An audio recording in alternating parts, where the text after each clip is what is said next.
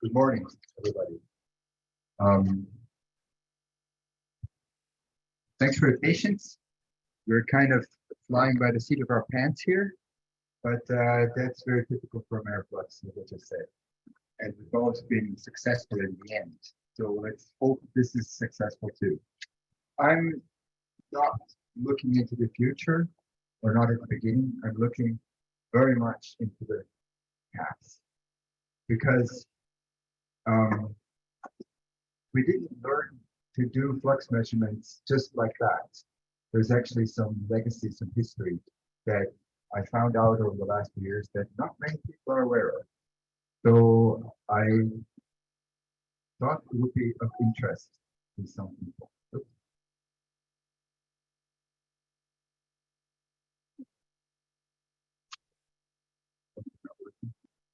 It's sharing the wrong view. Oh, okay.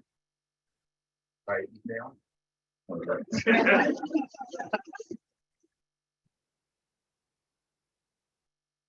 It was sharing your speaker. Okay. Is it better now? Yeah. Okay. So the title of my talk is How Did We Learn to Do Flux Measurements Over Land Ecosystems? But I just like to put in CO2 here because that's what I'm really focusing on. But of course, many things apply to other fluxes as well. So this picture is a picture of FluxNet a couple of years ago, I think. And it's a success story how many flux sites are there worldwide. And there were about 900 stations active totally 2 years ago. And we've seen similar graphs already. The increase over the years has been fantastic, not just in North America, but across the world. Active sites over forest were 200 2 years ago, and that has always been the strongest focus. So how did this development come about? And I forgot to mention that I talked a lot to Dennis Baldocki about this. And so that's why he's a co-author on this as well. I don't know whether Dennis is watching somewhere from California. I know he was thinking of coming here, but he couldn't. In a paper he wrote in 2013, he talked about this kind of thing already and said there were 4 technical prerequisites that had to be in place for this success to be possible. First, the development of the infrared gas analyzer, the IRGA. Then also, of course, the eddy covariance technique. The sonic anemometer, which actually came a little bit later than the eddy covariance technique.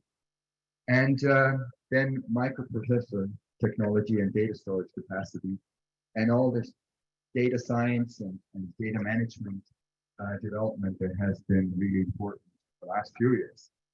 So we have to go back quite a few decades to actually find the first attempt where someone tried to measure CO2 flux over an ecosystem by the so-called aerodynamic method.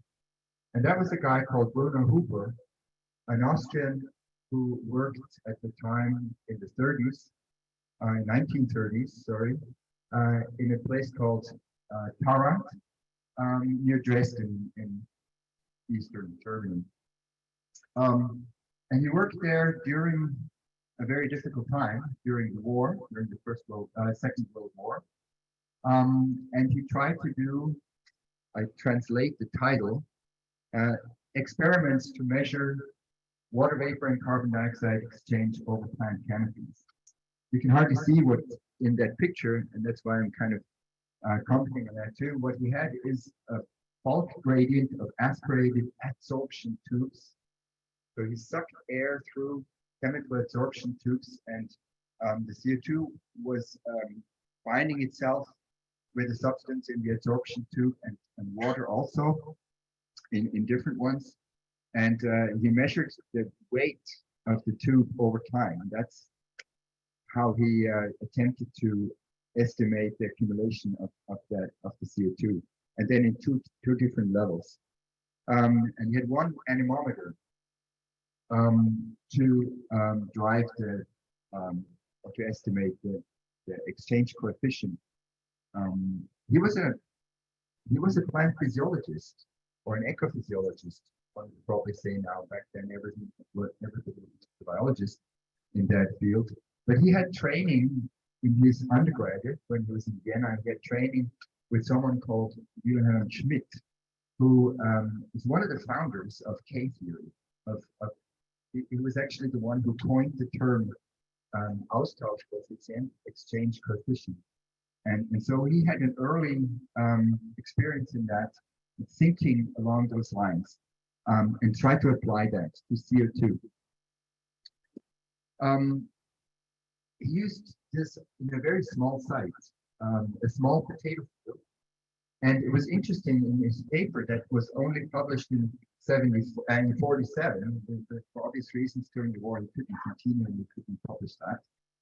But the measurements were actually done between 37 first ideas and 43. And the experiments were complete failures. He found out that the absorption tubes were just not sensitive enough to get a gradient. You can estimate a magnitude, but then to see the difference, a small difference in magnitude, they were not sensitive. But in his paper, he had so many thoughts that we were even thinking of now. For instance, he was concerned that he was measuring this in a small potato field. And he was concerned about something that would later be called flux footprint. That term didn't exist yet, but he was essentially describing the concept of what needed to be done to estimate what the fetch is of the measurements. And he also wanted to measure water fluxes and CO2 fluxes together at the same time because he was interested in, again, something that later would be called water use efficiency. So he was really driven by scientific questions that are still relevant to us now. He didn't stop. But there was something else that happened at the same time, but he wasn't aware of it yet. At about the same time, at a company called BASF, which is still a huge chemical company in Germany, there were two physicists, and one of them was called Carl Luft, translates to air, funny enough. They developed something that they called a new method of continuously registering gas analysis using absorption of infrared radiation without a spectrum. And the apparatus that was published in this paper from 1943, again, the patent for it is actually somewhere in, I think, 37, shows this layout of the instrument. And it's amazing to see that the measurement arrangement is very similar to more modern IRGAs. The German translation of IRGA was us, and I can tell you afterwards what that actually means. So what he used, or what they used, was a test chamber and a reference chamber, as we have in modern IRGAs. Then two IR sources that were identical, and a chopper motor, a chopper to switch from the reference to the test to the reference to the test very quickly after each other. And the housing looks very similar in a way, in the structure of an IRGA, the way things look now, with one important difference. This was 1.20 meters tall. So it would be a challenge to put things on something like that onto a tower, onto a measurement tower. Nevertheless, it was a start, and of course the motivation for this was to test industrial gases. And it was through kind of hearsay and people talking to colleagues that were not in their field that some botanists heard of this and thought, okay, well, we can measure CO2 as well. And eventually Huber also heard of this and thought, this is something where I can do measurements very quickly because it's optical. They already realized they can be done more quickly than through absorption tubes, and that might be a solution. And so In the 1950s, he went back to that and collaborated with these people and was actually able to do some time series of CO2 gradient and derived CO2 fluxes over plant stands by infrared absorption plotter. It was not recording in electronic form or anything. It was directly going to a paper strip that a pen went up and down, plotted the signal over time. And then, of course, it had to be read out probably by some student and digitized. Well, no, not digitized at that time, of course, but and then doing hand calculations. Then in the early 50s, he published a paper on the influence of vegetation on variations of the CO2 content in the atmosphere. I think that was the first paper that is really still of relevance to us, for our questions that we pursue. That was all done with the so-called aerodynamic method, HaPe theory, and so a very indirect way of doing things. The next steps were important. The first eddy covariance system. The first working eddy covariance system was developed by someone called Bill Swinbank in Australia, and it happened at about the same time, but for momentum and water vapor and heat.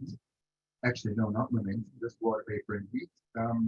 Using a vane and then an arrangement of thermometers, thermocouples, and also hot wire anemometer to measure vertical fluctuations. In 1951, this paper came out, and then in 1969, we're moving forward, the first time someone managed to do eddy covariance flux measurement of CO2. And it's someone who's still alive. It's Ray Desjardins. Ray Desjardins has been for years involved in FluxNet Canada, and probably many people here know him still. The arrangement that he had looked fairly kind of exotic. He used a already commercially available airgun, probably mostly for industrial applications, but he changed it around so that he could put this. It was housed in this tube and it was a closed path system. It looks quite similar to kind of the most modern Lycor system, just a little bigger, a little bit more bulky. But the same idea happened, that he had fed a tube to the volume that he wanted to measure. Then he used thermocouples, he used a heated PC anemometer, and for W, he didn't have a sonic anemometer that was workable enough to use a propeller, vertically oriented propeller, a very lightweight material there.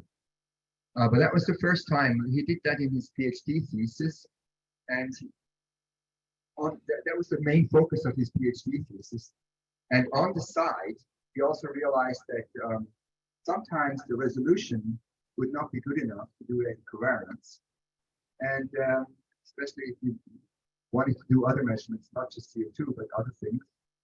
And he just, on the side of his PhD, figured out a method how to do that with species, chemical species that could not be sensed at a high enough rate or not at constant level. And he just invented eddy accumulation as well, for those of you who know what that is. That was just kind of a side chapter of his PhD. Amazing. Again, the data are clearly a plotter. The recording was not electronic, was just on paper. And so you can imagine the huge amount of work if you have to go to the raw data and align them and then do eddy covariance pair by pair, probably by hand.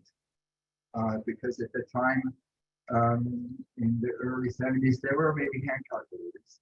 First HP hand calculators had come out, but nothing programmable or anything, not recorded. So to do a PhD with that, probably had maybe a few hours of data, and that was enough to plow through.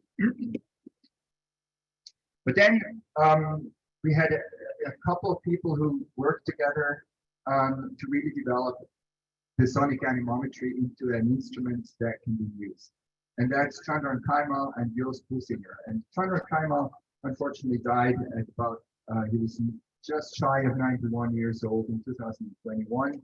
And Joost Businger, who was born in 1924, I checked yesterday, hunted around, he's still alive. That's quite amazing. He's still alive. So they came out with a paper in 1962 of an early development of a sonic anemometer, just concentrating on vertical fluctuations for obvious reasons, with a huge analyzer unit here. And again, it looked a bit similar with the path of an acoustic wave traveling in two directions and then looking at the difference between them in phase shifts.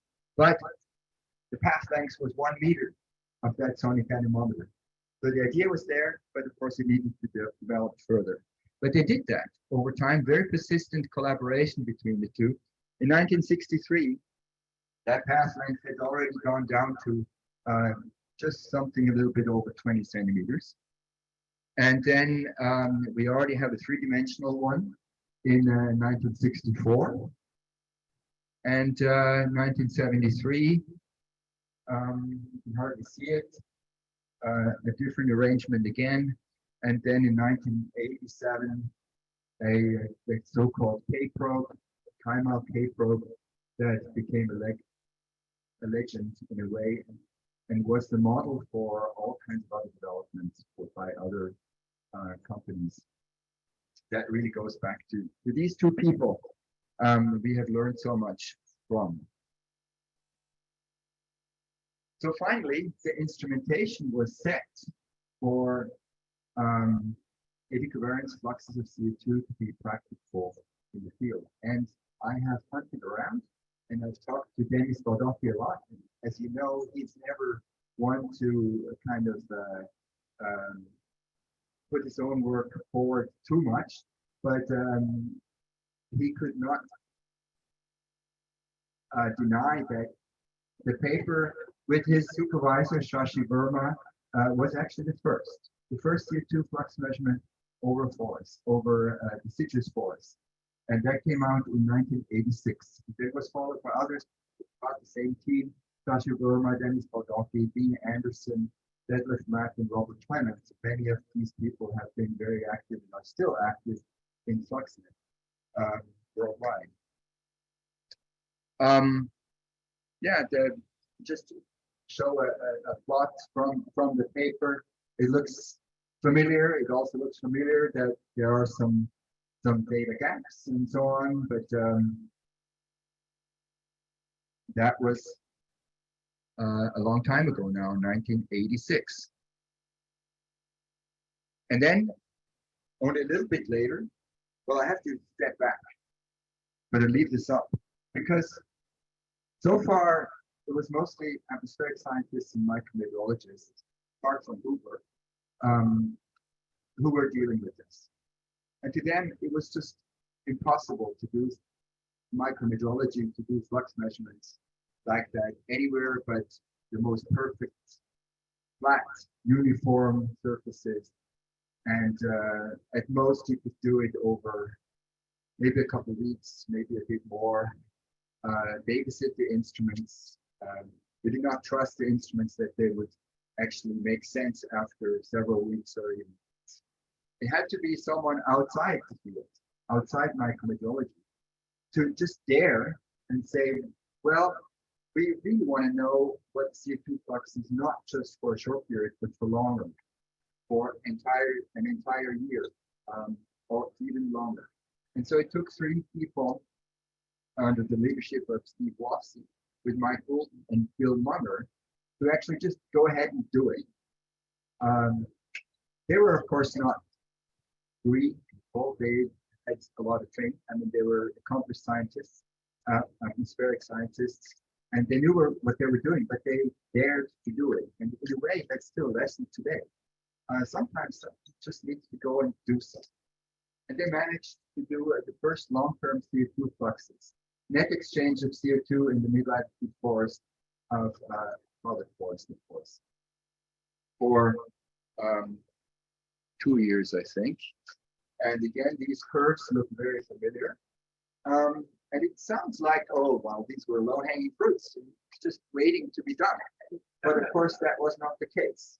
This was new, and what they had to deal with was all the things that we still have to deal with. And if you look at that paper, and to some of the papers that follow, all the most important questions are already asked there, and some of the answers and solutions that we still follow were already in there. They used our filter for deciding there's not enough turbulence and things like that. They had to deal with gap filling. And I know Steve Wofsy is listening and can correct me afterwards if I say anything wrong. But they really were very, very innovative. The innovative power that came into this paper is amazing. It's really worth reading after all these years. So, going forward a little bit, 1997, AmeriFlux was founded.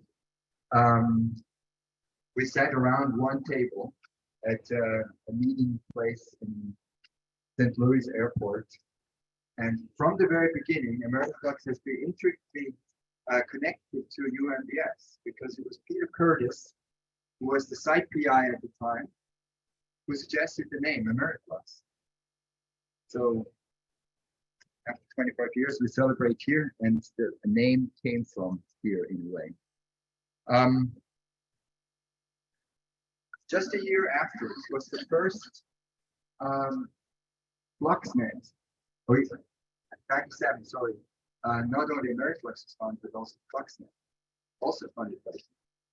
And we had the first FluxNet workshop in Folsom, where those questions, those burning questions, how to make sense of the data that we could now collect, were discussed.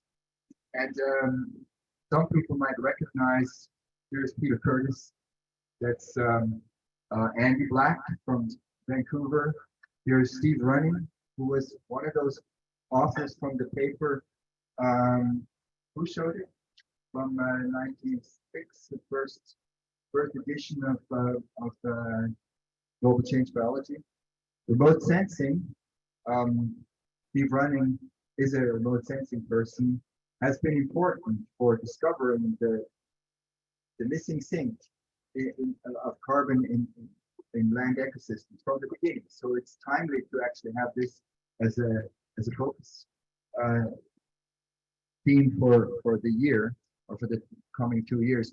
Two people that were very important in this workshop did not make it into this picture, but I took other pictures during that very memorable boat ride on that lake. And that's Dennis Baldocchi, wild man at the time, still a bit of a wild man, but always very gentle. And Riccardo Valentini, that's right. Good friends, both of Italian descent. Maybe that's important why they work together so well. And that was a very, very exciting workshop. And the topics we discussed were cause and effects of flow divergence in non-ideal conditions. Of course, most of the interesting sites were not that perfectly flat, perfectly for ideal micrometeorology. And so we had to deal with that. Cause and effects on fluxes. Appropriate coordinate system. What is vertical in flux measurements? Rotation on a half an hour, or rotation on long term. The planar fit correction was actually a result from the discussion of that meeting that we probably are all familiar with now. At the time, we mostly focused on extensive intact forest ecosystems. This is an aerial view of the Morgan Monroe State Forest site there, the tower in the middle of the picture. And the tower there is an identical twin of the one that we will see on Friday here. And I think even the first set of instrumentation looks very familiar. We still use the very similar instrumentation today.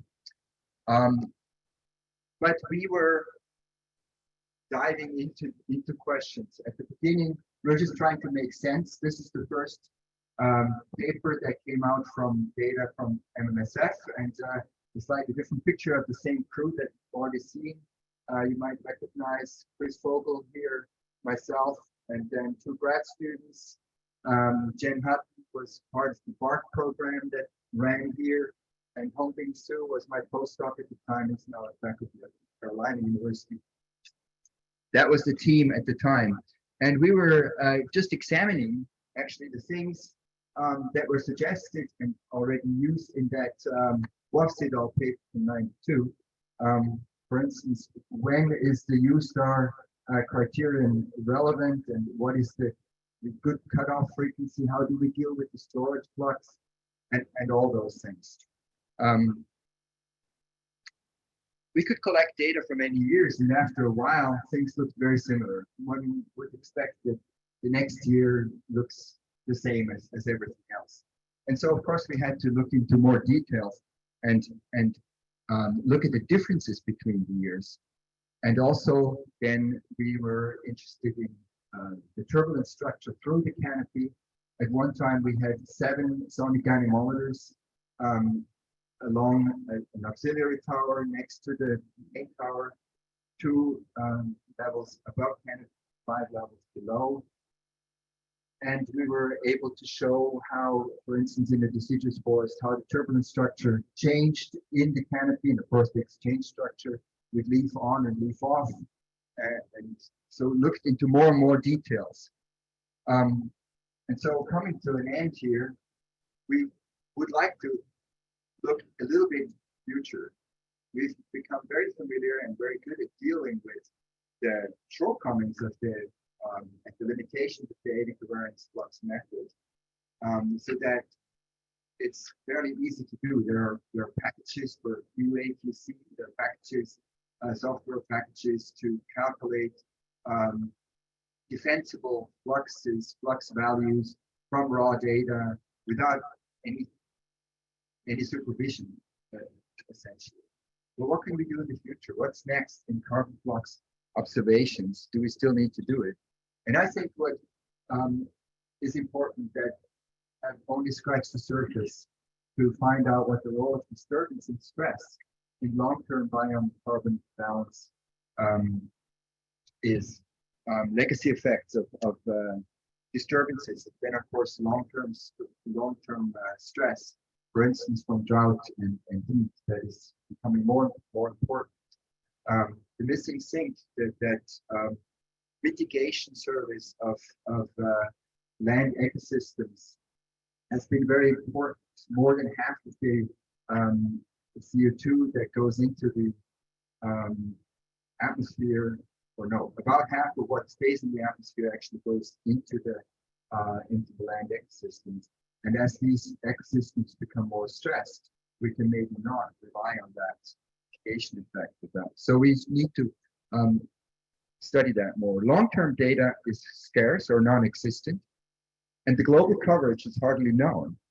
So we should combine flux observations and modeling always, but also remote sensing. And that's why I think that remote sensing theme is very, very important to go into, to focus on. Hopefully we can, with that focus of the entire community, to make huge progress in that. So, thank you very much.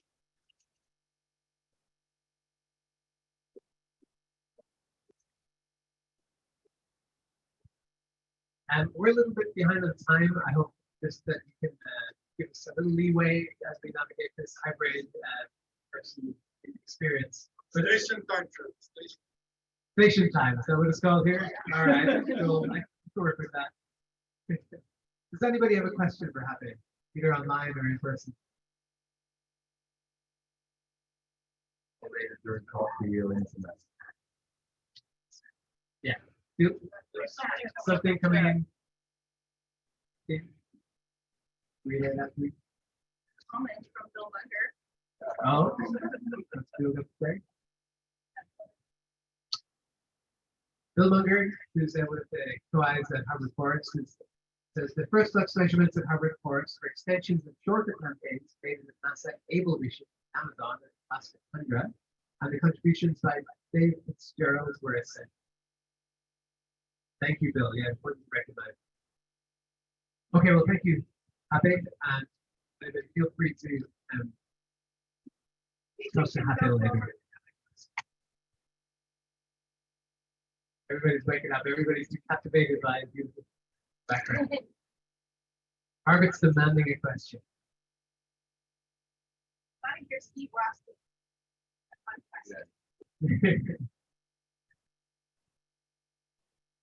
No question?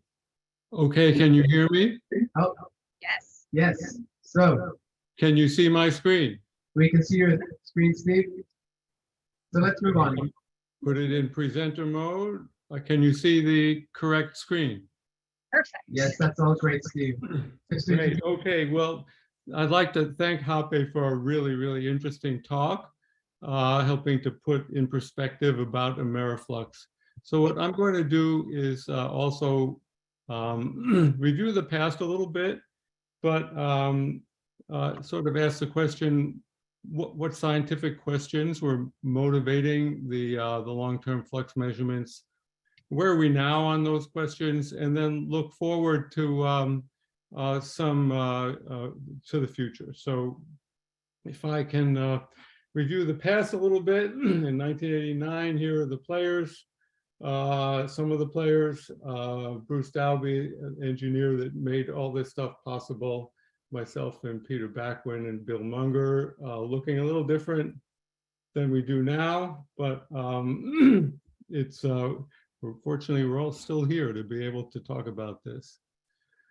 So something about the original questions that we set out to ask. First of all, as HaPe noted, we wanted to address the question, is it possible to measure CO2 fluxes at ecosystem scale and ecosystem time scale?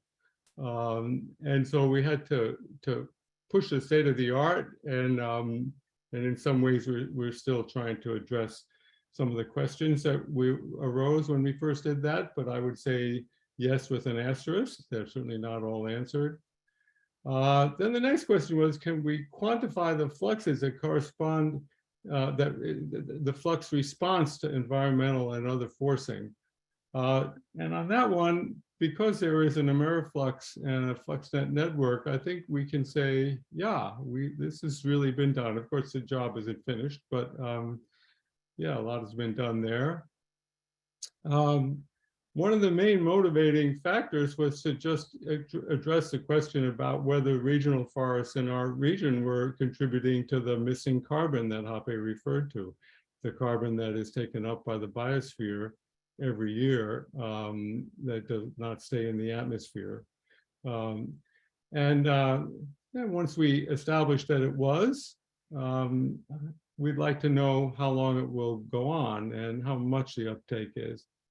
And I think there's a yes to answering those questions with an asterisk, except for the how long part. I don't think that we really know the answer to that. Then the question about how will climate change affect the terrestrial carbon sink? This was a big deal when we started this, still is. And I would say, I don't think we really have a good answer to that. We'll get back to that a little bit in a moment. And then finally, can we distinguish the effects of different environmental forcing on the carbon storage of these systems and on their ecological health? I think the answer is at best a qualified yes. There's still a lot of uncertainty about this, and these are still very, very important questions. And I have to say, we never imagined when we started this that there would be a network of these sites. As HaPe pointed out, the technology was just getting there. It was very difficult to do. We built our own electronics, etc. Of course, nowadays, it's much easier. It's still quite challenging, but it's much easier. and the costs have come down, but it's still quite expensive. So we never imagined that we could have a network like what's out there now. What about the missing carbon? This was well known, so one question that arose was, why would the terrestrial ecosystem be taking up carbon? What could possibly be the reason? Is it just a legacy of prior land use? Is it climate change making the growing season longer and speeding up photosynthesis? Is it CO2 fertilization? That was and is a big question. And so, those are the questions in 1989 when we first started the measurements, and they still are.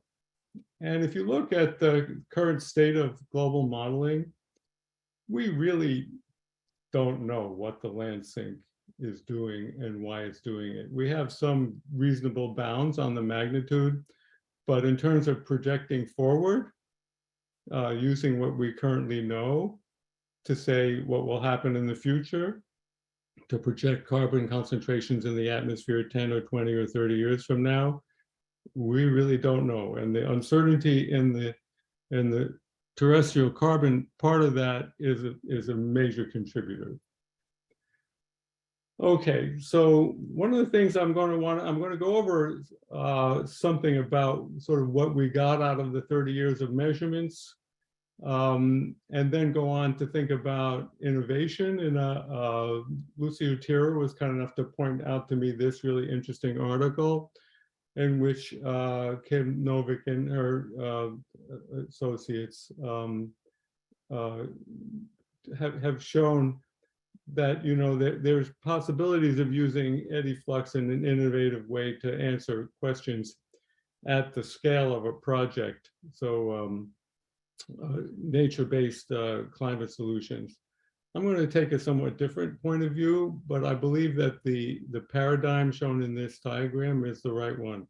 Radical change is something that can be incorporated, I think, into the AmeriFlux framework. So let's take a little tour of the past and then look at the present and think about the future. So this is what 30 years of eddy flux data looks like.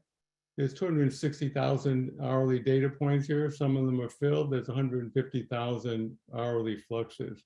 The black points are the original Harvard Forest tower, still same tower, still standing there. The green points are in the Hemlock site, not far from the Harvard Forest site, which is in a mixed deciduous forest. And the cyan points are the Neon Tower that is not that far away from the original site. What you can see is that they're different. The Hemlock has a different length of the growing season. It's not as nearly as efficient in taking up CO2. And yeah, the Hemlock is under stress from the woolly adelgid and is likely to go functionally extinct. And you can begin to see these effects of the invasive species on the Hemlock site. The Neon site is not that far away, but people have done multiple sites, and I'm not surprised to find that it's generally consistent with what we see at the original site, but on a point-by-point basis, it's quite different.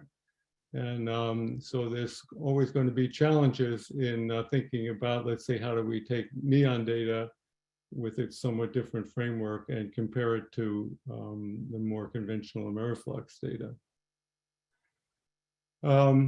Okay, and then the asterisk on there is this question about the nighttime flux. And HaPe, you could correct me, but I think we still don't really have all that accurate a measurement of the nighttime flux in a forest ecosystems in general. And so there's kind of an offset that applies to this. And so we use other methods, biomass measurements, soil carbon measurements, whatnot, to try to check the magnitude. And yeah, we're getting a pretty good value for the sink. But as accurate as we would like it, I would say not, even today, even though HaPe and his colleagues were researching that problem very intensively 25 years ago. Okay, so let's think a little bit about long-term flux measurements. In Margaret's amazing presentation, she pointed out, this sort of very few sites with more than 25 years of measurements, many sites with less than 5 years worth of measurements. What kind of humility is imposed on us when we think about taking 5 years of measurements and trying to say something about the future? So if we look at the first 10 years worth of data, you can see that Harvard forests took up carbon at basically the same rate. Every year there were some variations. We had a lot of fun with that. And we published a paper that said that it's pretty constant. And we published that paper right before everything changed. So it's humility there. Don't ever do that. So after the 10-year mark, the rate accelerated dramatically. And Bill and I and others spent a long time trying to figure out what had gone wrong with our measurements, but in fact, nothing had gone wrong with the measurements. The system just got more efficient. And so we were a little careful about publishing the next one. And sure enough, in 2010, everything's changed dramatically. There was a big perturbation. So after 20 years, what would we know? Would we know that it was over, game over, no more uptake, or is this just a glitch? So forests kind of impose that sort of humility on you. Now I've turned it around so that the bottom curve is the same one with the change in sign as the NEP. Here's what we get for 30 years worth of data. You can see that indeed there was an anomalous period here, actually 2 anomalous periods, and it occurs in the late 2000s. The system was really doing very, very well, and then it got knocked back big time. About 6 tons of carbon were blown off in a little less than a year, that in excess of what usually respired. John Aber suggested that had to come from fine roots. It's probably about the only place you could get it. 2010 was a very, very dry year. And it looks like this kind of put things back on the course. But overall, you can see that the rate of uptake is actually accelerated. And the Harvard forest is well over 100 years old overall. There was a big regeneration event in the 1930s. But there's no sign that this is slowing down. If anything, it's accelerating. So in terms of some of those big questions that we came to answer, we've got partial answers. There's many different things that contribute to this acceleration. Let's go have a little bit of thinking about what it is. So first thing we're going to see is that there's an approximately 30% increase in the above ground woody biomass over that 30-year period. And we'll try to understand why that is. So if we now compare in the early 1990s, when Mike Goulden joined the group, he set out a bunch of plots, 30 plots, larger than average. And this turned out to be a very, very beautiful thing to do. And so we've been able to monitor the above ground woody increment and dendrometers on these things. We measured that every year since the 1990s. And what you can see is that the rate of accretion of woody biomass has actually been gradually increasing. It's a significant increase. Maybe it's leveled off now, but I wouldn't want to say what the direction is, having gotten that humility. And you can see that the NEP has this large positive anomaly in the late 2000s. And the above ground woody increment doesn't really follow this in any way that you can see. There's a reasonable relationship between what the NEP is and what the above ground part is doing. So that gives us some sense of confidence.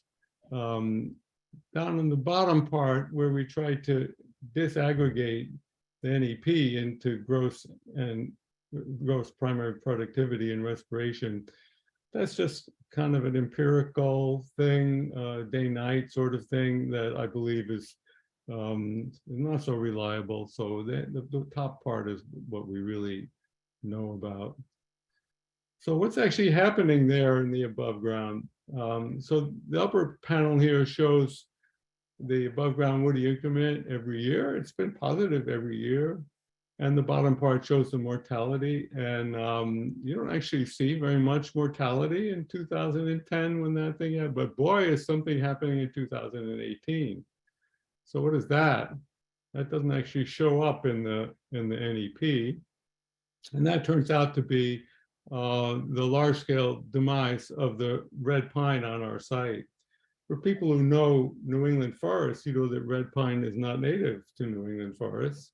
This species was planted around Harvard Forest as part of a silvicultural experiment in the early days of Harvard Forest, and those trees just died. They haven't rotted away very fast, but they're no longer part of the biomass. So this is the kind of thing that begins to give you a sense of the importance of succession in this story. And you may notice that this bottom panel here, which is the red oak, is accounting for a major part of the biomass increase. And red oak is a moderately long-lived tree. Most of the ones that are out there are less than 150 years old, so they're moving along. They're not ready to fall over yet. Another thing which has happened is as the climate has warmed, I'll give you a climate record in a moment, the growing season has gotten longer, and actually it's kind of amazing how much longer it's gotten. So during the 1990s, it was between 130 and 140 days. During that anomalous period of growth, it was actually up to 190 days. And this is measured from the eddy flux. So this is not just some arbitrary degree days or something. This is looking at when this CO2 flux reverses sign. So this has obviously been a big factor.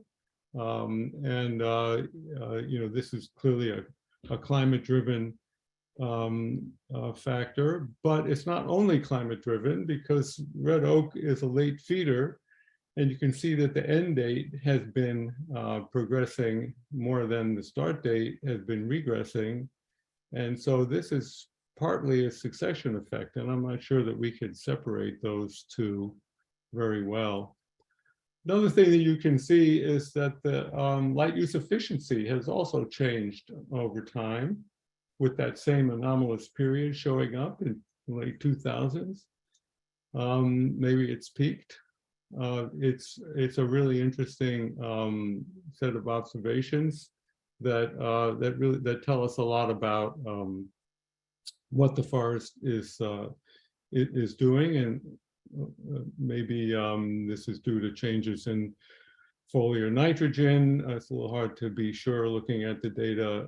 Maybe it's due to changes in the density of the canopy, but that's not a one-to-one either. We measure that. So, but this is kind of the end point of a lot of what's happening in the forest. And maybe it's already peaked.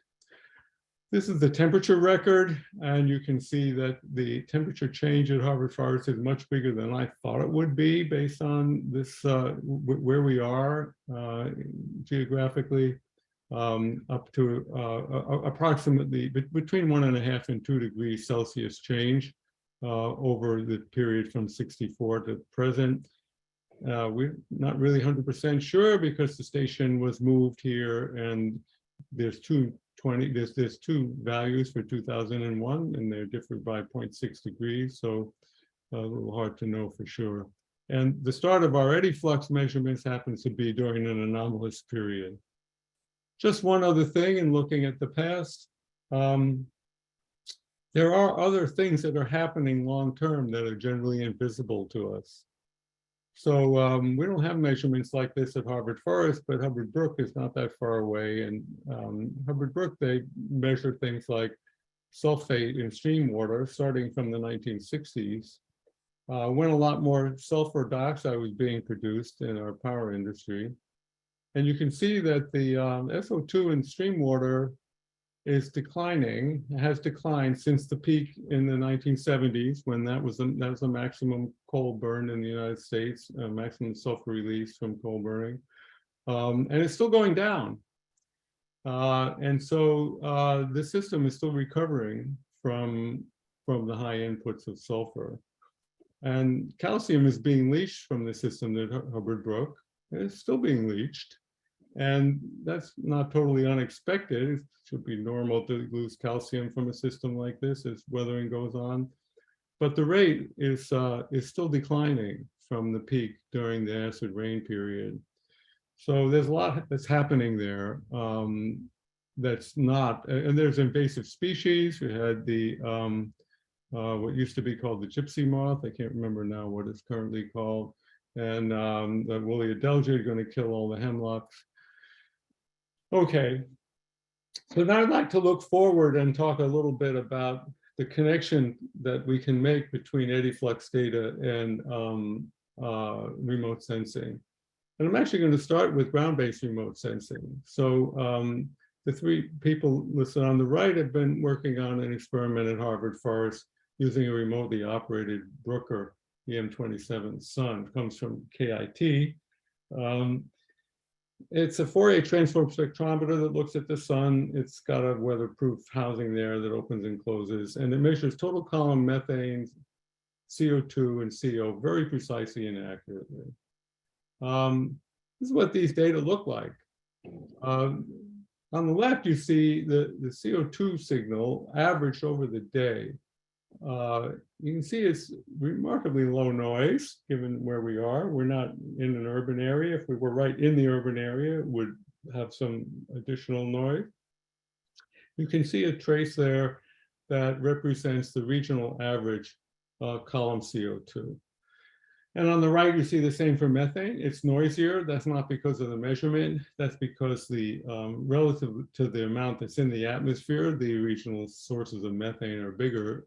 But you still get quite a good trace there on average of the concentrations in this rural area that really not available at the ground. So the total column measurement, particularly when you can average over the day, gives you a very, very good regional picture. I'm going to come back to why that's interesting in a moment. So if AmeriFlux sites had EM27s, they could provide pretty powerful new measurement capability just for monitoring concentrations. AmeriFlux sites tend to be in good places for this, rural, spread all over, and capable of making measurements that are meaningful. But also, these things take a spectrum every 6 seconds, and a very, very stable system. And if you look over the course of a day, upper right showing just a day in 2020, concentration of CO2 in the summertime, sunny day is declining. And you say, oh, I know what's happening. We're watching the regional forests take up CO2 in real time. You say, oh, that's interesting. And on the lower panel, you see the average of these measurements for all of the data for July in 2021. You see on average, the drawdown is about a part per million over the course of the day. And it's very systematic. So what happens when we now look at this type of measurement over the course of several years? So on the left panel, each point in this curve represents the slope of the average slope in a given month of the CO2 total column over time during the daytime. And during the growing season, it's negative, as you would expect. During the dormant season, it's actually close to zero. We'll see why that is in a minute. The years are different. The growing season is not the same length and the regional scale. The magnitudes are not the same. So 2019, things start early. 2021 has a particularly active July. 2020, which was a very wet year, not so much for this regional thing. So there are a few things to think about. There's a sunny bias in the sampling, obviously. And as we'll see in a moment, if you have an overall mean flux that's not varying day to night, then it doesn't actually produce the signal like this.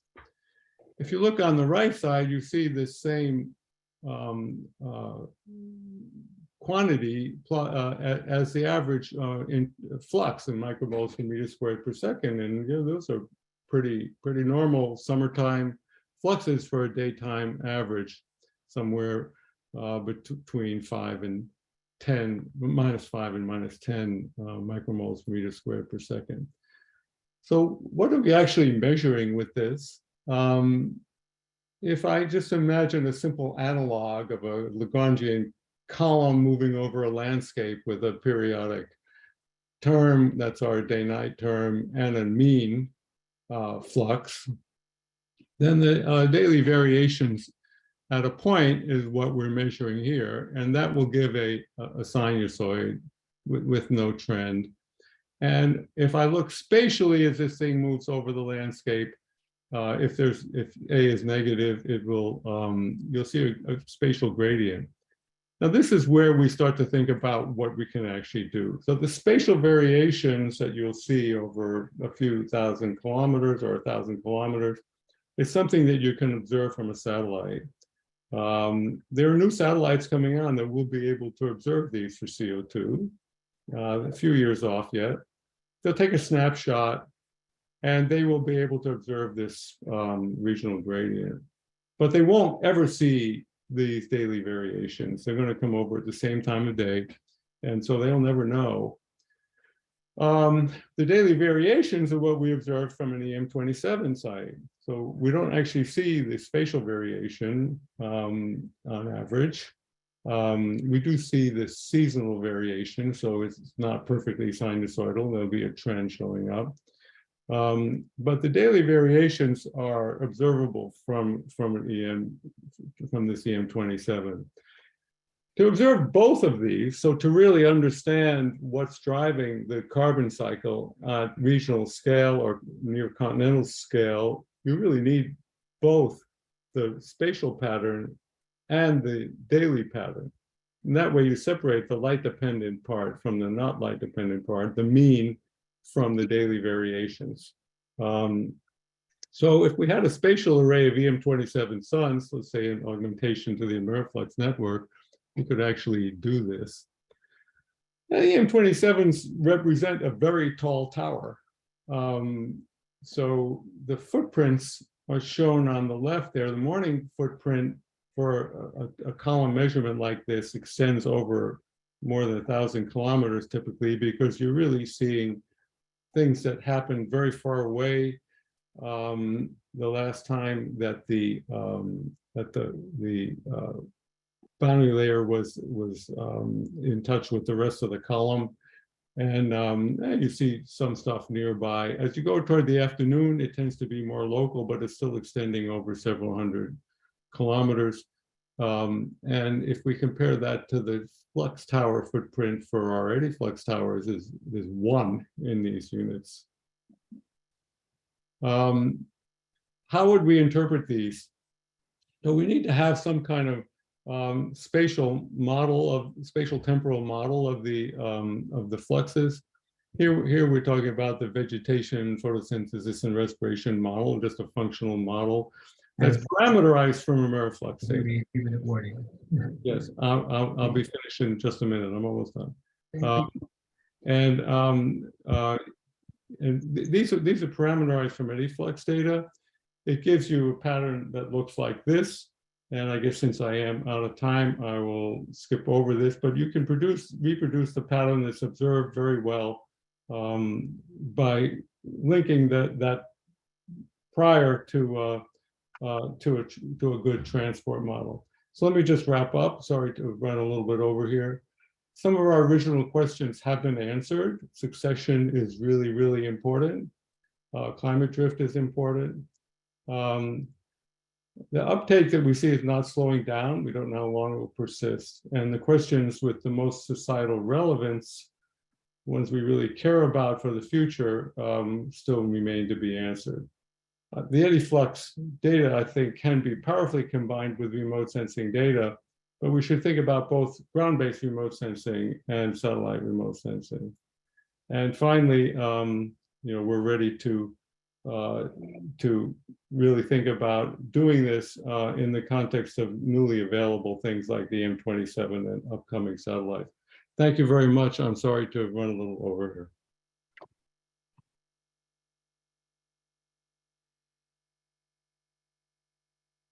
Thank you, Steve. And that's no problem at all. Primary station time here. But does anybody have any questions for Steve before we get the next speaker set up? Yes. One question is about the spatial variation. Why it has fluctuation along x-axis? So the question is, yeah, why the spatial variation has fluctuation, a lot of fluctuation along the x-axis. So what the question was, why can the spatial variation not be observed from, I'm sorry, I couldn't quite make out what you said. The question is why spatial variation has fluctuation along x-axis based on your image, based on that photo. So, that's because my little toy model isn't very realistic. It just had one point fixed as the upwind point. So what will actually happen is that the whole spatial pattern will be cycling diurnally. So you'll have a spatial pattern, and the whole thing will. There's some beautiful movies that Christoph Gerbig made of this. You can see the diurnal pattern superimposed on the spatial pattern. That is it's a linear system, if you will, and so the two just add up linearly. I hope that answers the question. And we have one question online from Bill Munger, and it is, does the geostationary satellite few days suffice for a constellation of satellites? That's a great question, and if they could, but they tend not to have the spatial resolution that you need. It's like, well, in principle they could. I think it remains to be seen whether they'll have the accuracy and spatial resolution to actually see these variations. So 1 part per million variation temporally. So you have to have quite good data, but potentially you could. I think that's a very good point, Bill. Thank you. Okay, well, thank you very much, Steve. It was really great to be perspective. We should move along. Just 2 more speakers before the break. So I would like to invite up Anam Khan, who is going to talk about, Anam's a PhD student at the University of Wisconsin-Madison, working on long-term changes in ozone, how those impact systems. And I'm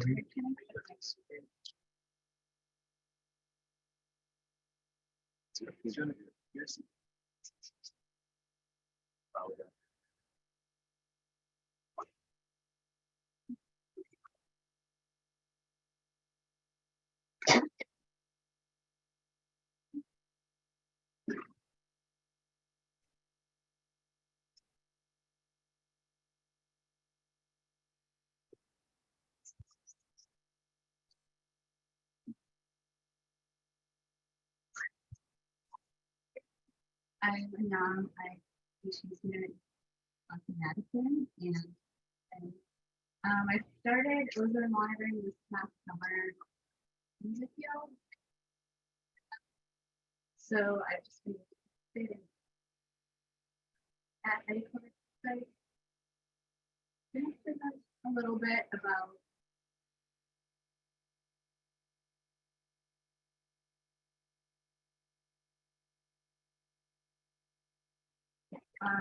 on work that has been done at any site that monitors their goals.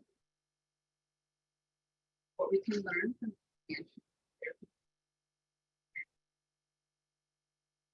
So just a quick overview, tropospheric ozone divides problem. It's a secondary air pollutant. It is formed in the troposphere with emissions of precursors, and it's dangerous to both human health and plant health.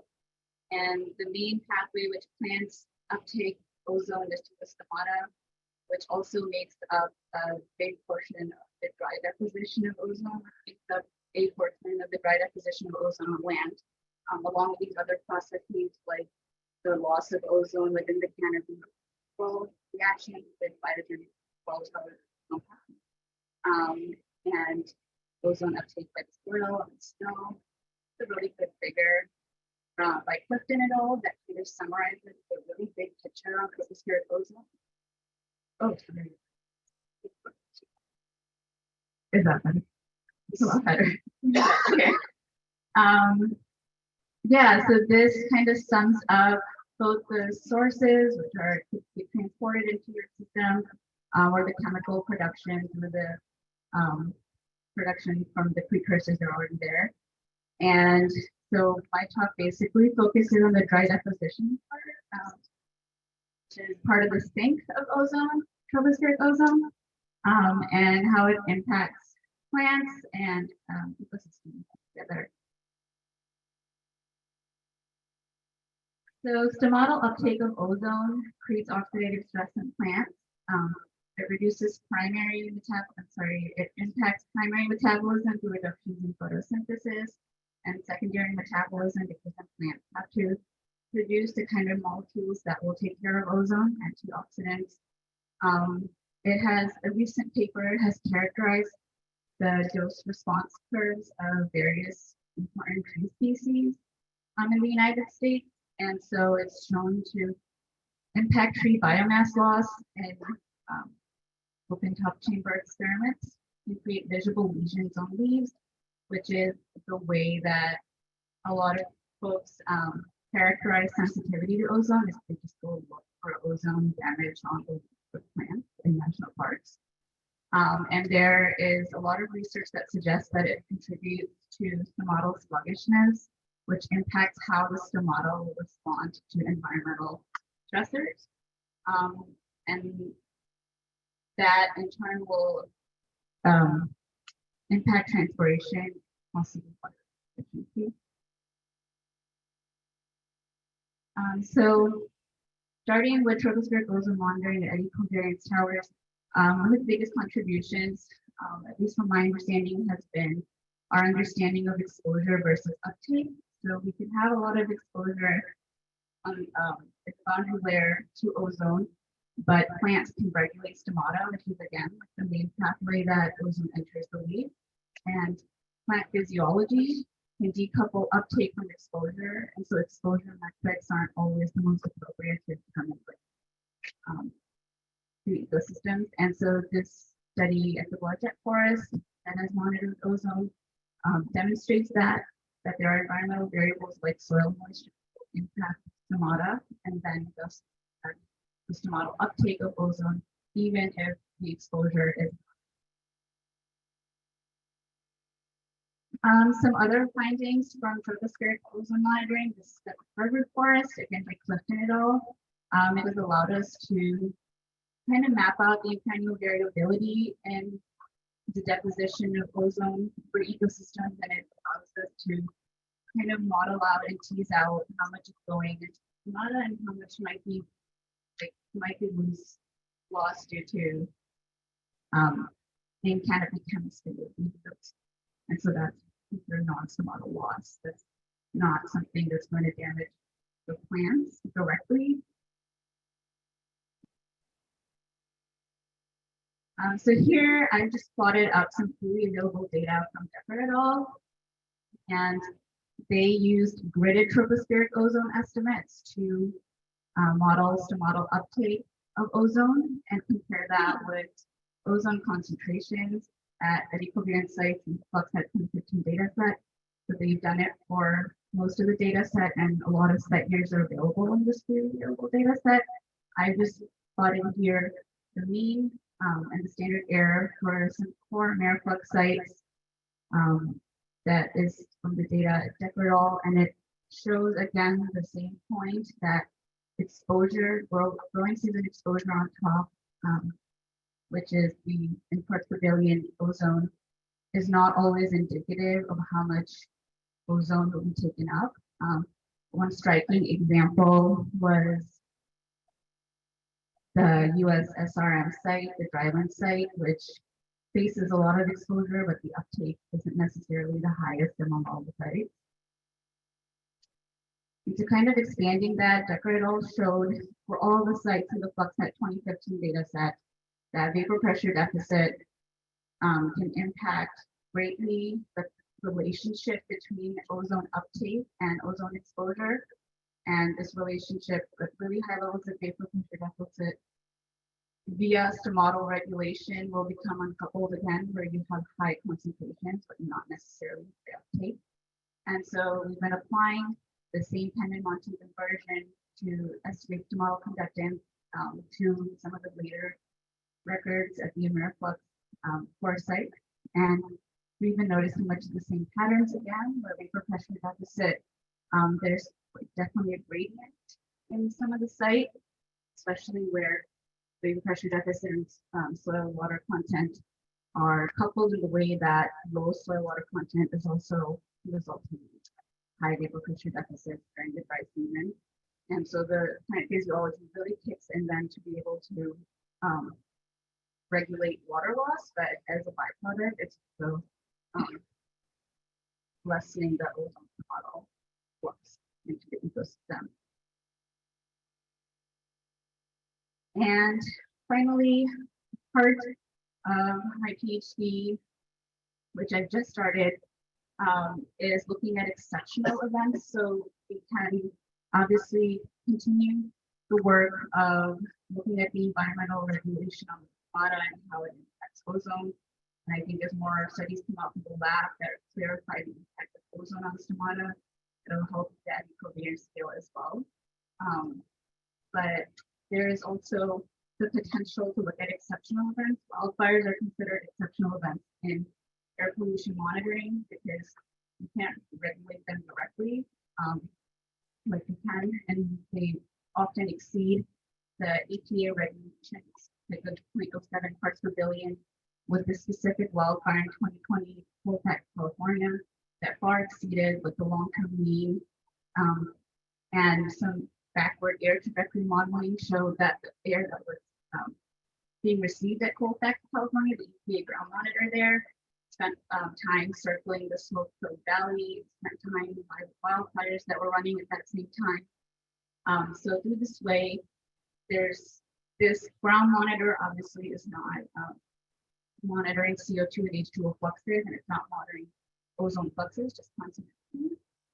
But this is just an example of how we can start to also look at, if we do start monitoring pollution fluxes with the ecosystem fluxes of CO2 and H2O, we can start to look at how events like wildfires contribute to increased exposure and uptake.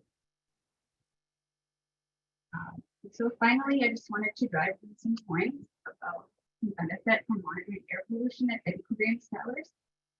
Bears et al. Mentioned that the ecosystem response to ozone can be quantified for adult trees rather than seedling transplants. We can study the environmental conditions that create differences in exposure versus uptake of different ecosystems.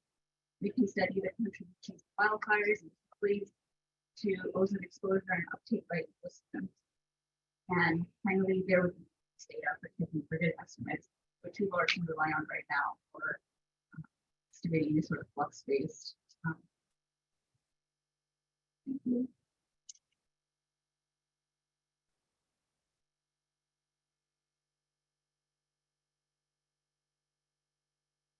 So, any questions for the lab? We're a very inquisitive group this morning. Yes, Margaret. Yeah, it's fun to say thank you. That's really exciting. Trying to disturb it. But I just have a simple question.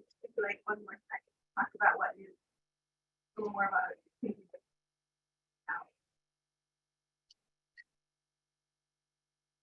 So with this specific one, it's just a part of my PhD. My larger PhD includes like actually starting ozone monitoring at localized covariance power, and then also planning a lab experiment to check the impacts of drought and ozone exposure together on stomata. It's kind of distinguishable some of the mechanisms. But with this, with eddy covariance work, I mostly want to expand it to more sites that have the appropriate data. Look at the environmental impacts, obviously, on conductance, surface conductance, and estimates. Right now, I'm using one gridded estimate near to the analysis, but I hope from doing a joiner at NASA, the transport modeling estimate, and so I think it's important to, because we're not measuring it like directly at the ground level. So I think it's put together more gridded estimates. More sense for like a bound or a confidence interval of some sort. And yeah.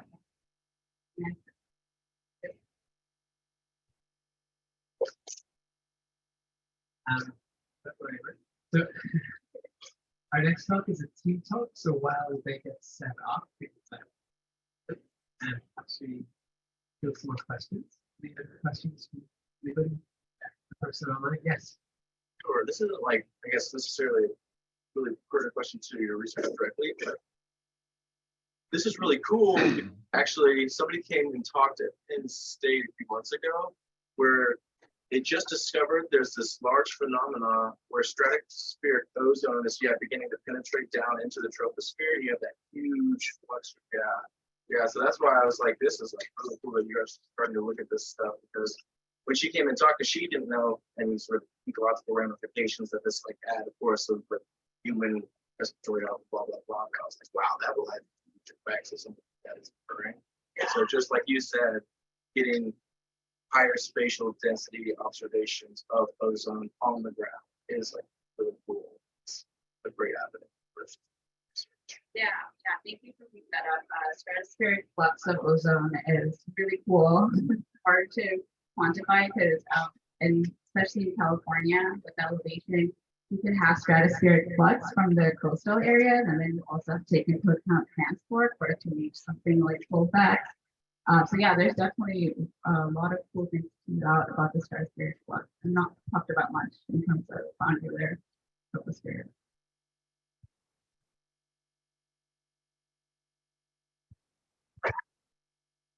Okay, thank you so much. Yes.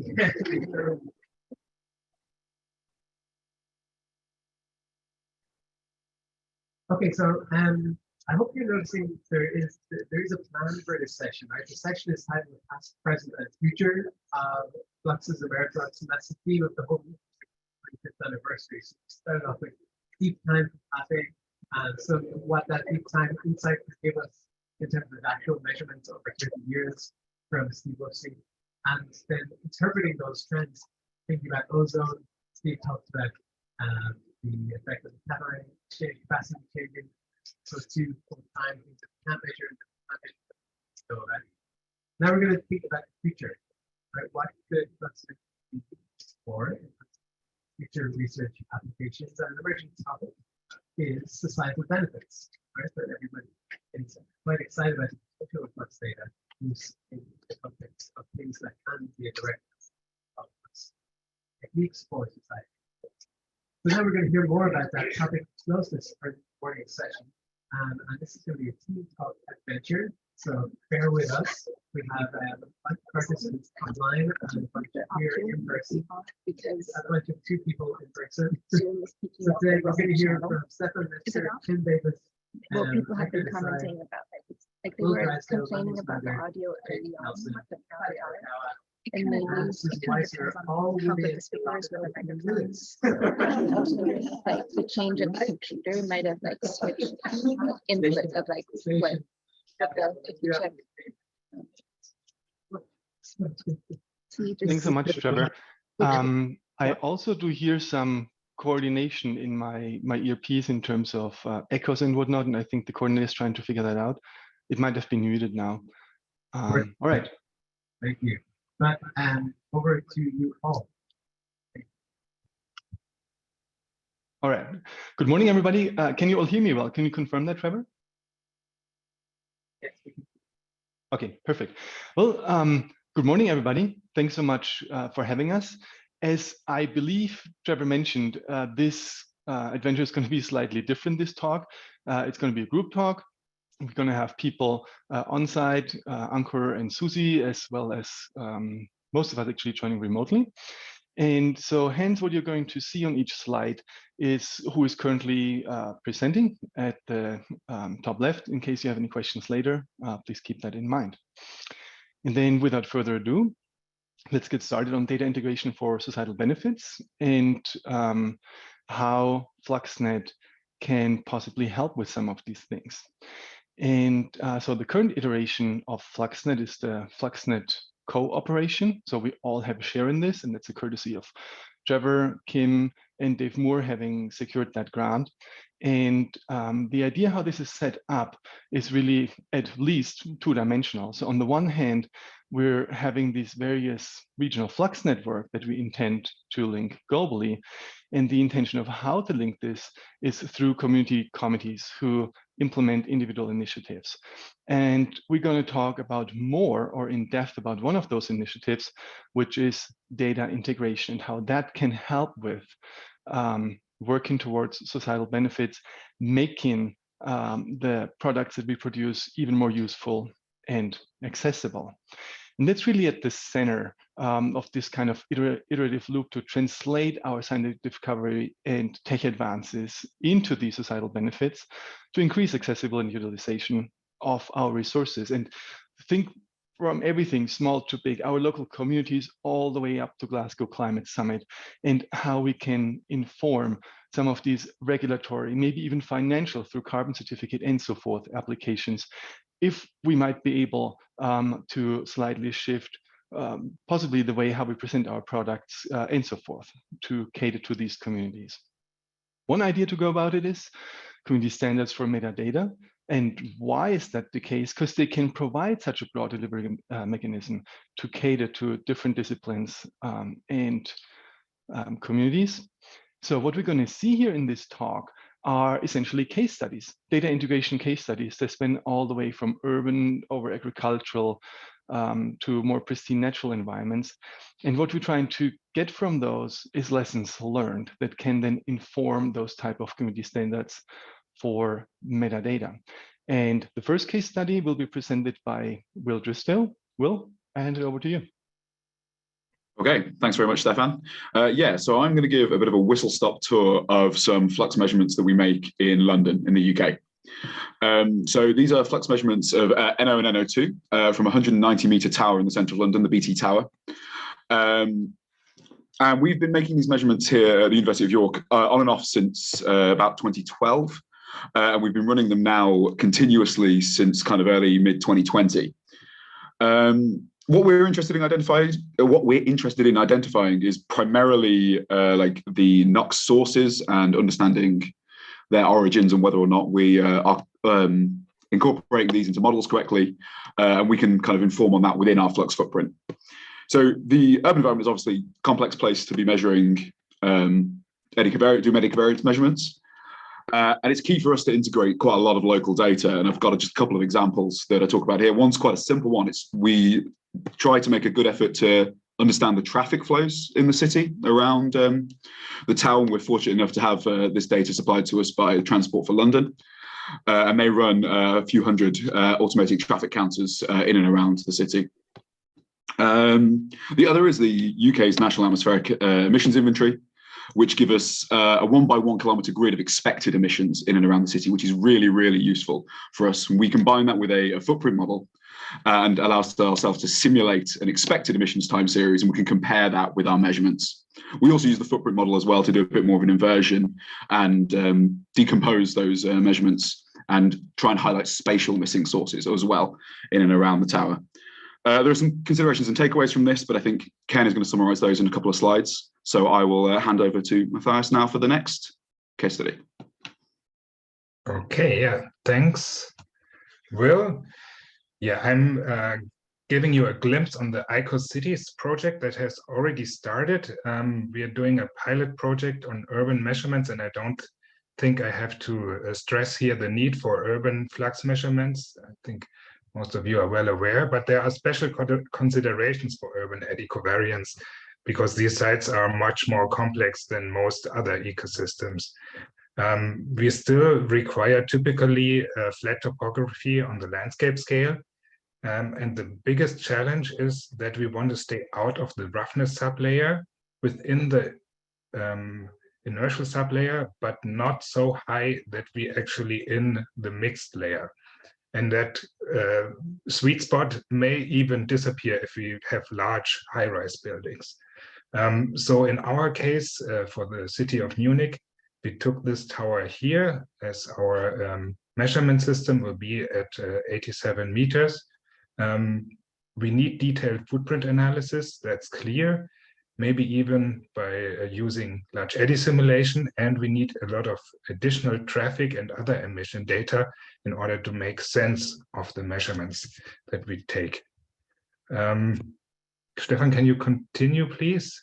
So this is an example of a footprint calculation that will be conducted by Natasha Kloon in the ICOCities project. And next click, please. This is traffic simulations that will be conducted also within the ICOCities project, just an example. And next, please, we will also do boundary layer profiling using Doppler lidars in order to make sure that we are in the right layer, or at least know when we are not in the right layer where we want to do our measurements. With that, I hand over to Ken. Hello, and I'm going to tell you a little bit about more urban flux measurements. These are mostly done in Indianapolis as part of one of the NIST urban testbed projects. Most of our work in monitoring greenhouse gas emissions from cities has been focused on atmospheric inversion techniques, not flux towers. And we've been making the case and demonstrating that flux towers are very complementary to these experiments. And three of the things I'd argue they can contribute, one is very high spatial and temporal resolution evaluation of the bottom-up models. These aren't ecosystem models, these are human models, inventories of emissions from the city. Second, we can also quantify the biogenic fluxes that for these urban experiments, you could say interfere with the determination of the anthropogenic emissions. And then third, of course, we care about boundary layer development with an inversion in particular. So knowing the surface fluxes of energy and momentum is very important. And on the right's an example of decomposition of the fluxes on top using CO calibrated with 14 CO2 into the anthropogenic and the biogenic component from the total flux. And then down below is using a flux footprint to match flux measurement by flux measurement in space and time with the Hestia inventory to really get an apples and apples to apples comparison. We're quite shocked that the agreement is so good with the first time around in this sort of a comparison. Next slide, please. So I've got a bit of a summary from the urban folks about how FluxNet urban, if there was such a thing, would need to change a little bit from what we're used to. And one is that flux decomposition in these environments is essential, including both trace gases and flux footprints. Total flux over the city without that sort of information is interesting, but not nearly as useful. Second is that the ancillary data needs are different, right? The BADM file is not going to be filled with leaf area index and species composition. That might be part of it, but there's going to be more information that we need, for example, traffic. The flux data will need to be integrated into these whole city data sets. A single flux tower in a city is interesting, but with a group of measurements collected to study a whole city is more interesting. The deployment strategies are different. We might want small towers over small stature vegetation or big towers over mixed systems. We have to think about those deployment strategies. And as Matthias noted, this is still true at our rural sites as well. Integration with boundary layer profiling is beneficial. We need to push that more. Thank you. Next. Next is Ankur. Are you able? Oh, you're already right there. Yeah, we need a relay stick to pass on, but here we are in 3D. So when this slide was first presented to blank. Everybody has instructions, and mine just said up to you.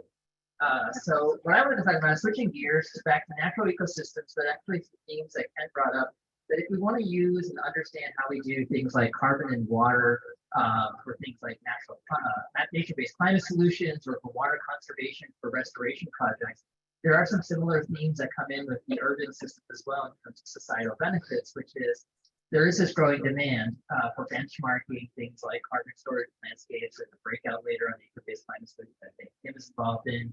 There's also a breakout on data integration. And there's a couple of things we have to care a lot about, right? And so the way we get covariance, where we just kind of put out a site in a single location for a long period of time, doesn't necessarily give us the information we want about things like the baseline, right? The long-term carbon storage, additionality, right? These are terms that folks in the policy community think a lot about. What is the additional enhancement of greenhouse gas emission reduction or carbon storage? Or residence time, how long is that relative? What is the risk of disturbance or loss of that carbon through decomposition processing? And so we need to think more broadly in Fluxen about paired sites, control and treatments. We do need to be careful about footprints in small plots. I think, so for example, here's one of our sites in a potato field where we're looking at groundwater depletion in forests and farms in central Wisconsin. And we have to think about where we put those towers and how we compare those microclimatic variations. The other piece here is that I think we still have a ways to go in having good ancillary information for supporting these types of policy questions or restoration questions. So like for wetland conservation, good water table measurement, biomass, soil carbon, for forest management history, disturbance rates, and for our work in agricultural areas, irrigation rates. So we'll hear a little bit more, but this figure on the bottom shows our comparison of irrigation, evapotranspiration over a potato field relative to an irrigation scheduler program that farmers use for irrigation management. And what we demonstrated is that there was a parameterization in the energy balance that was incorrect. And by applying that, we were actually able to update software that's used by farmers throughout the state. And also able to understand how relative water loss of farms versus forests in that part of the sandy central sands is leading to groundwater loss or groundwater recharge. And then finally, this is my pet peeve, and I'm happy to talk more about it. Be careful using greenhouse gas equivalents, especially for methane in wetlands, especially for these types of questions of what happens when I restore a wetland, what is the relative benefit of methane emission increase versus CO2 uptake. So many papers do it wrong. And you have to think about the radiative forcing on the atmosphere and the additionality of that radiative forcing. So be honest, right, about those things, as well as about energy balance issues. Something that is an interesting challenge to communicate to societal stakeholders. Okay, pass it on.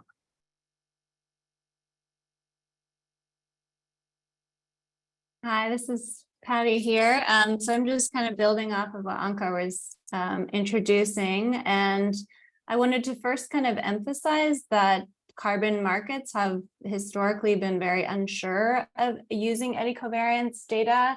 And my colleagues and I actually co-authored the first protocol that specifically called upon eddy covariance data, and that wasn't very long ago. So there's a lot of room for improvement and just communication and open conversations about this with those communities. And I think FluxNet and FluxNet data products can and should participate in this area that's very growing and in high demand right now, with some caveats. So I just wanted to point out a couple of my biggest lessons learned from working in this sphere now. The first concerns scale emergent processes. And this is, I think, a big strength of our work, things that eddy covariance and scaled up flux data products can really be helpful for, is these things that emerge biophysical processes when you deploy these nature-based climate solutions at large scales. What are the things that, like the plot scale research and the soil sediment core research, are missing? We've seen that with our rangeland work in California. And then second, just to be also very mindful of the processes that our eddy covariance data don't see. And so for wetlands, which is an area I work in, this is being mindful of the lateral carbon flows that eddy covariance does not measure. And just calling out really quickly here, Ariana Arias-Ortiz's article in JGR that came out last year that highlights this and points this out really clearly. So thank you. I think Susie's next.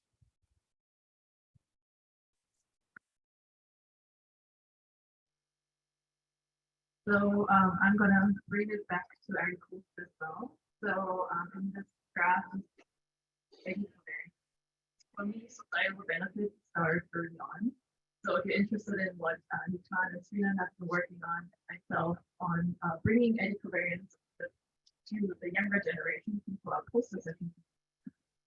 And then if you've been to the AmeriFlux meeting virtually last, you might have seen myself talk about the research that you see on the left side. So that's why I didn't actually want to put too much emphasis on this. And it hasn't been a lot. Now it's even online because it's finally accepted. But this is actually one of Ankur's pet peeves because in the lower part there you see greenhouse gas equivalent in the bars, in those error bars, sorry. Because my research focuses on dairy system and how we can try to make sure that the system can mitigate the greenhouse gas. So the paper that I'm referencing here is looking at that. But I actually want to put your emphasis on to the right side because this is what I've been working on with an undergrad recently, trying to bring all of this together, eddy covariance data, to really make greenhouse gas mitigation potentials accessible for everybody. So this is a particular case for dairy, where this is a simple online web app where farmers can estimate their rough greenhouse gas emissions by putting in very few data. And if you've ever worked with these big farm models, they're amazing, but they take a lot of time. The farmers do not have much time. So the idea with this one was to simplify it, but to give them an idea of how much they can mitigate. And a big part of that is the work that we all do here with eddy covariance and trying to connect it to both things so that farmers can understand what their input is. Thank you. Stefan, okay, yeah, so changing gears a little bit, I'll talk a bit about lessons learned from FluxCom. So if you're not so familiar, what FluxCom has done, we take the EddyFlux tower, basically as much as we can, pair it at site level with remote sensing data, and train machine learning models. These machine learning models can then be forward run with gridded MEDIO and satellite products to give globally explicit carbon, water, and energy fluxes. Next slide. So this is something that has been going on the last 10 years or so. The kind of first version products are all out there, and a lot of the main points have been summarized, such as in this paper here. Next slide. So what we've been doing in the last couple of years is to kind of go back and redo the whole system based on lessons we've learned. And so I just kind of highlight some of those here. One of the key things that we're always trying to do, since we're in really a data limited space, so we can't really cover the whole world in Flux towers, but we want as many as possible. So we're constantly trying to use the most up-to-date data and any releases that are coming out from FluxNet and the regional networks. Greatly appreciated. But with that, we really need to pay attention to quality control. We have more than 50 million data points at this stage. So automated QC protocols that we're developing and trying to set up with the system to really make sure that the data is highest quality, as well as understanding potential biases, such as like with energy balance closure. Next slide. For example, here's some work that's in prep by student Weiji Tseng that is looking at the differences in energy balance closure errors at high relative humidity. And we see a difference between open path and closed path sensors in the published FluxNet data, which is something we need to kind of understand. And it's really only possible if we're incorporating site information. When and where are these different sensors? What are tower heights and canopy heights? We can't differentiate between C3 and C4 crops unless we know when C4 crops were planted. Soil properties, all these kinds of things can be incorporated into the system, but we really need to know them at tower level for every site, because I know a lot of sites really are doing, a lot of PI teams are doing a really good job, but this has to be as broad as possible. So how can we kind of improve these methods of aggregating this information? Furthermore, we're linked with a lot of remote sensing data. So Sophia Walther has published cutouts for all the sites that we've used for Landsat and MODIS. So we're trying to kind of link that back, the remote sensing, the tower data, and keeping an eye on new data streams, end of MODIS, that kind of thing. Yeah, and so with that, we're still developing it and really looking forward to working with the community on this. I think I give it to Stefan now. Thank you. So we've looked at a handful of case studies at this point, and now it's up to us to bring this all together. And so the conceptual view of this is really that we want to be able to decompose, to attribute in space-time process what we're measuring down here with boots on the ground, so that eventually we can more closely link to what we observe through a remote or proximal means, and eventually kind of the picture that Jake's been drawing, being able to scale that to the globe.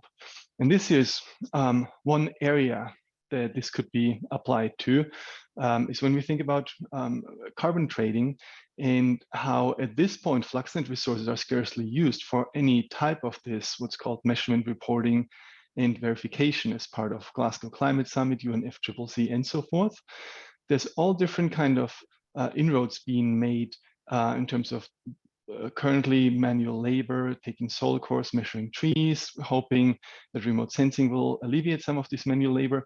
But then there's also these flux towers that are running everywhere. All of these different approaches have different needs to become relevant. And we believe if we join this smartly through data integration and through areas that Fluxes might be able to help with, such as through a flux decomposition, which was a recurring theme, both for the urban and the natural applications, we will be able to provide some of the ingredients that are needed to make these other approaches effective, accessible. And the idea is essentially, if you're able to decompose your 30-minute time series here for varying bulk source areas into a flux grid every half hour around your tower site, you get instead of one data point per half hour, you get 90,000 data points here that you can calibrate your models with, such as Jake was explaining. You get process benchmarks and so forth. So to summarize this and report out, to bring it back towards data integration and potential metadata formats, we first got to think about, hey, if we want to be able to cover such a breadth of applications, is it still possible to work solely in human readable data formats? Do we kind of need to take a leap towards the next generation of self-describing data formats, cloud native data formats, curable metadatabases, and so forth? Then there's ideas for metadata community standards. Like we are FluxNet, we're not CO2net. So what about including N2O, NOx, VOCs? We've been talking about urban environments previously. Vertical flux decomposition to improve with regard to contextual ancillary data to make full use of the information that's available from our sites. For that, we, yes, this is kind of the last textbooks here. And for that, we invite you to join our companion breakout on Thursday. And we intend to together develop a practical list of lessons learned. And if you're interested, recruit active members for our data integration committee. Thank you so much.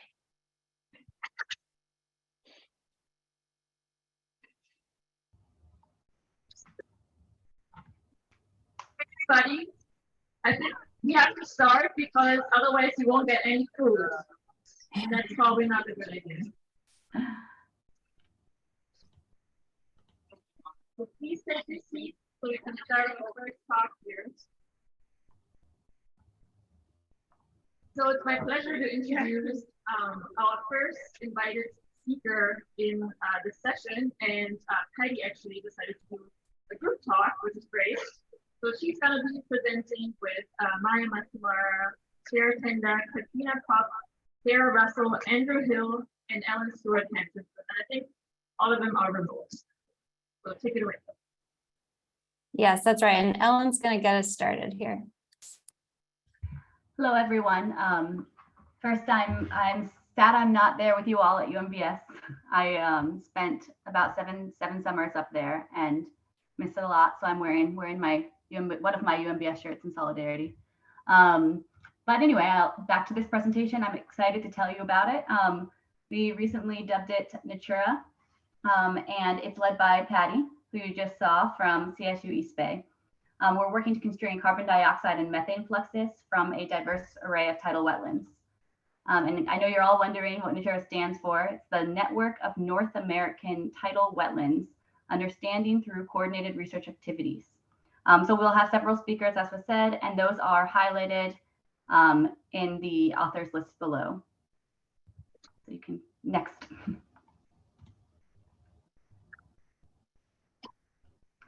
Tidal wetlands have a large capacity for carbon storage, and this is due in large part to high primary productivity through plant growth, coupled with slow decomposition, which is enabled by the anoxic waterlogged soils.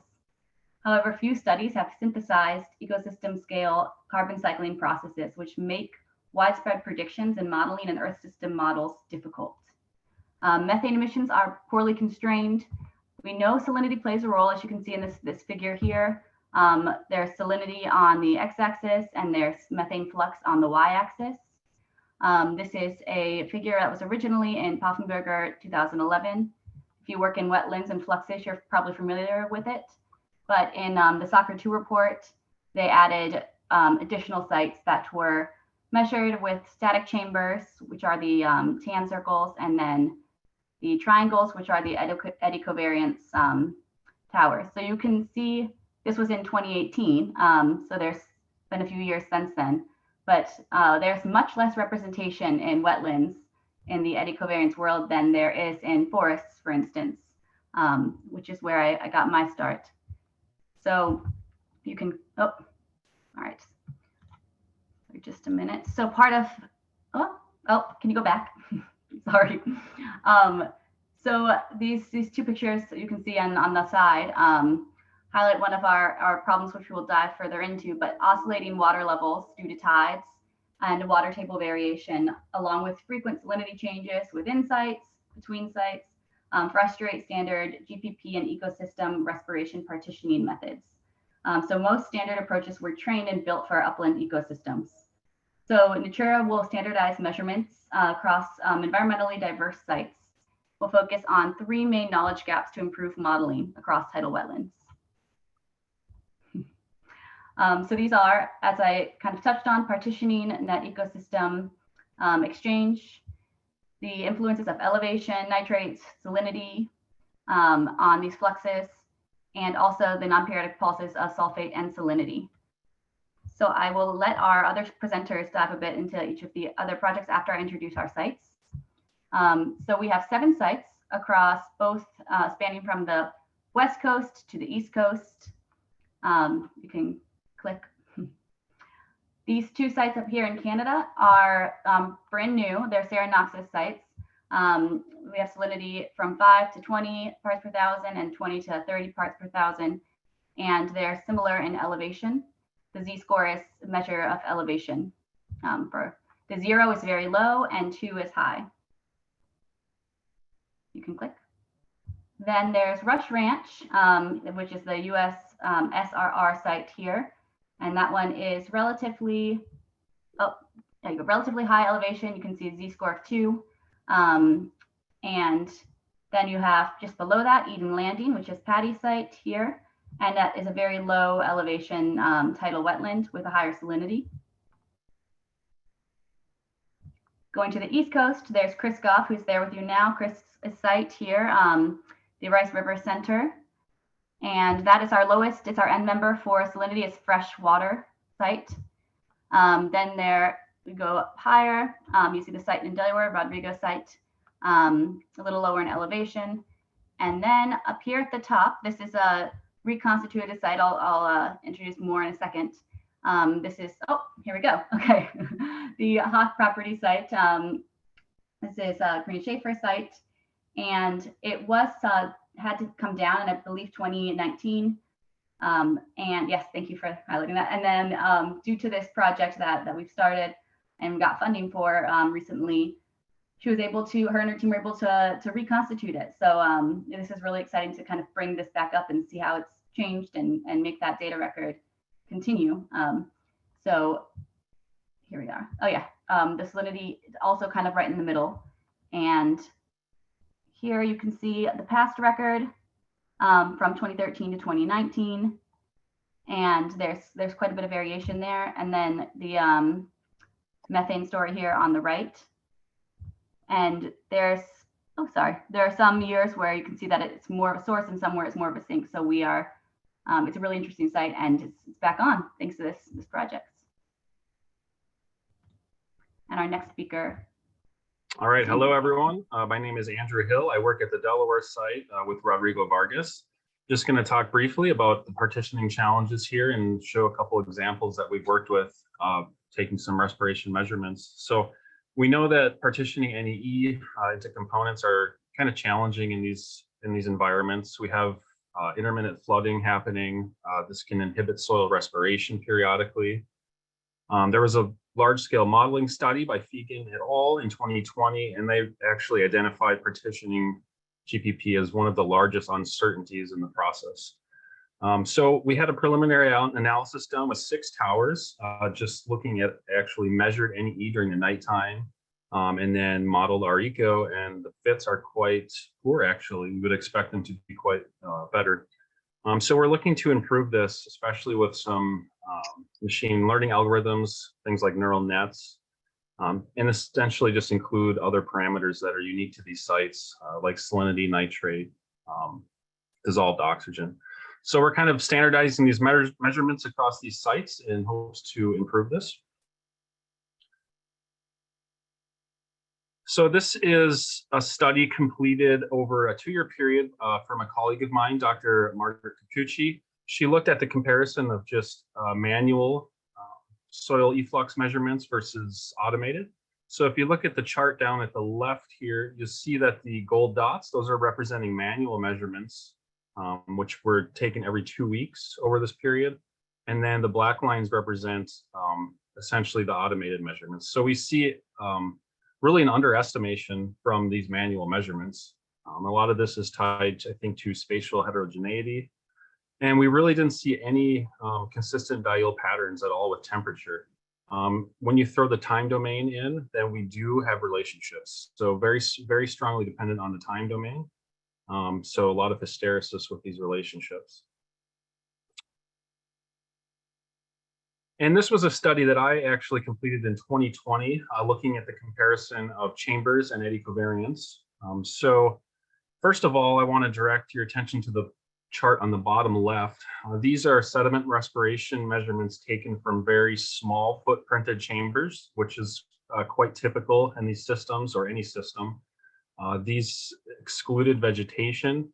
And you can see from these comparisons over these 16 measurement campaigns that the fit isn't that great. We have quite a bit of underestimation from these small chamber measurements. And then moving to the right-hand chart at the bottom, we are now using much larger chamber footprint, which also incorporates the vegetation. And you can see over these same fixed period time windows, the measurements have improved considerably with really nice fits. So again, getting at that spatial heterogeneity challenge, even within a small area like this, we see quite a big difference. So more measurements, the better across a wider area. Hi everyone, my name is Maiyah Matsumura. I'm a graduate student with Patty at Cal State East Bay. So we will be using stable isotope partitioning to provide an independent estimate of GPP and R eco. So this can be compared with standard partitioning algorithms to help us develop a more accurate flux budget. So using the isoflux measurements that we can see in equation 2 in combination with traditional methods, we can mathematically solve for values of photosynthesis and respiration. So these stable isotope measurements have previously been done at wetlands in the San Joaquin Sacramento Delta, Divergent et al. There, they were able to identify methane hotspots or points of low methanotrophy over a heterogeneous landscape, which we can see in the figures of their footprint below. So this method has been performed in many upland systems. We're currently running a 2-week campaign at Eden Landing with 2 additional campaigns planned for other natural sites next summer. Next slide, please.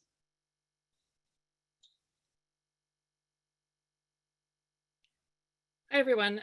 So I'm Katrina Poppe, talking on behalf of our research group led by Dr. Sarah Knox at UBC. So we'll be focusing on analyzing the impacts of salinity, nitrate, and water levels on CO2 and methane fluxes. So we'll leverage the continuous data sets of gas fluxes from the eddy covariance towers at the 7 sites within this network. And this here just shows a preview of the methane fluxes from some of the sites in the network. And it shows variability in diurnal patterns and seasonality and magnitudes of fluxes across the sites. So if you could click to show the next figure. So we'll take advantage of these eddy covariance measurements for some time series analysis. And this figure on the right shows how we use wavelet decomposition to isolate variability at different time scales and find patterns relevant to each time scale. So here we have NEE at hourly, DL, and multi-day scales. And one of the patterns this reveals on the bottom is how the spring neap tidal cycle every 2 weeks influences NEE. And you can go to the next slide, please. So we'll also use information theory to assess the environmental drivers of NEE and methane. Specifically, we'll use relative mutual information, which quantifies information overlap between variables. And it works well also for interactions that are nonlinear and asynchronous. So this figure shows the kind of results we can get from that analysis and how the variables might be more or less important depending on the time scale. So for example, here we see PAR and latent heat being more important at the hourly and DL scales, but water table depth and salinity are more important at multi-day scale. And you can advance again, please. And lastly, we'll use transfer entropy methods to assess causality. So this adds a directional component to relationships between variables, and it works by explicitly excluding confounding effects when looking for causal strength from one variable to another. And this example here is from freshwater wetlands, but we can apply the same methods to our tidal wetland sites. And that's it for me. You can continue to the next slide and the next presenter.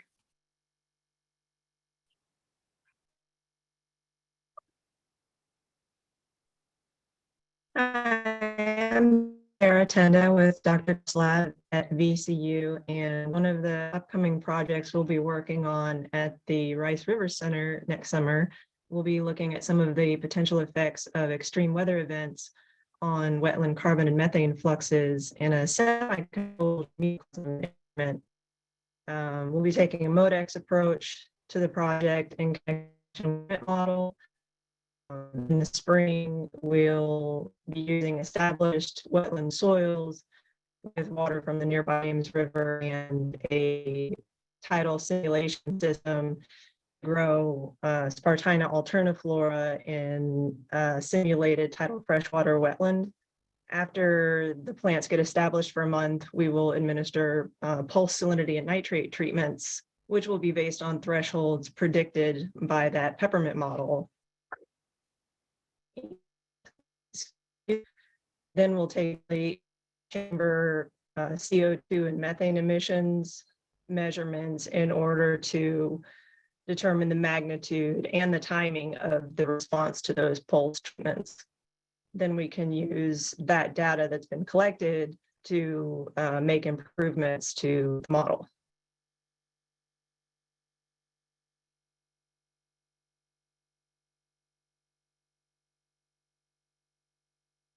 Great, thanks, Sarah. Yeah, so all of this work is going to be feeding into and informing process-based modeling. So we're going to be linking a couple biogeochemical models, the marsh equilibrium model with the peppermint model, to help us get at better estimates of sediment accretion, GPP, RECO, and methane fluxes from diverse wetlands. We've already started some of this process by adapting the models to account for nitrate and sulfate impacts on methane fluxes from these sites. And so this two figures down on the bottom left are showing nitrate data that are measured in tidal channels adjacent to our AmeriFlux tidal wetland sites, and our fluxes that we measure with our towers, and using these data to help us inform and corroborate the modeled functions that we're adding into our models. So it's very much data-driven modeling.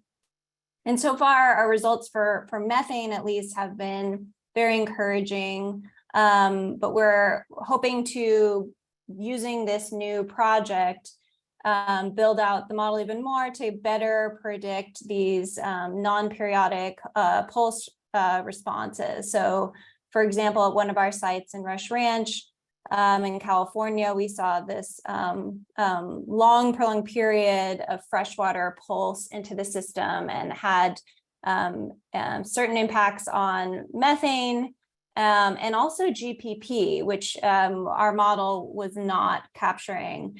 So a lot of what we'll be doing is bringing some of this knowledge from our statistical analyses across the network and the mesocosms experiments to improve our modeling in these systems. And so to summarize, again, some of our really main goals of this network is to standardize our flux measurements, our data collection and processing, and also standardizing some of these ancillary variables that you would see in a BATM file, like really critical variables like water table height, but also things like standardized pore water collections, tidal channel measurements, salinity, and things like that. And then we'll be doing these statistical analyses and mesocosms and then funneling that directly into model development. And I just wanted to emphasize here too that tidal wetlands are very diverse and very complicated biogeochemically, and there's been a lot of great papers out in the past few years kind of diving into that and highlighting how complicated they are at the site level. So what this project is, I think its strength is bringing these really diverse systems together and looking at what we can better describe and understand across diverse systems. So that's really what I'm really excited about the project. And I wanted to thank the DOE for funding the Natura project, and also point out Coastal Carbon Research Coordination Network, which really provided some of the base research that went into this proposal, and our other funders and lab members. So thank you. That's it. I can stop my share. There we go. I hope you can hear it. Thank you so much. Does anyone have a question? We definitely have time for one question. People saying.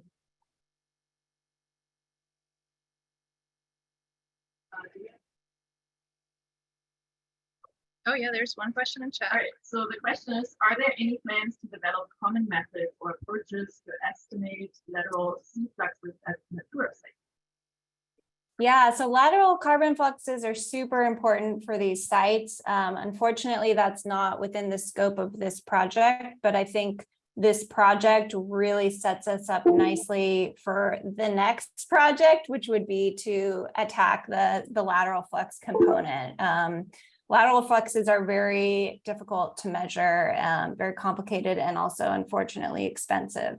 But we can do it. We have done it at a couple of our sites. So that's really kind of our next phase, is to add that into the network. Thanks, Eric. Yeah, we have it at 2 of our sites currently. Thank you so much. Unfortunately, I think we have to move on this for the time sake, but thank you so much, Patty. This was great. And everyone else. So next we have David Miller from the University of California, Berkeley. First.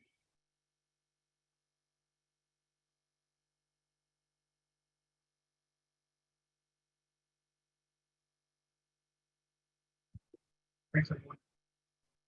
Can you hear me online? Okay.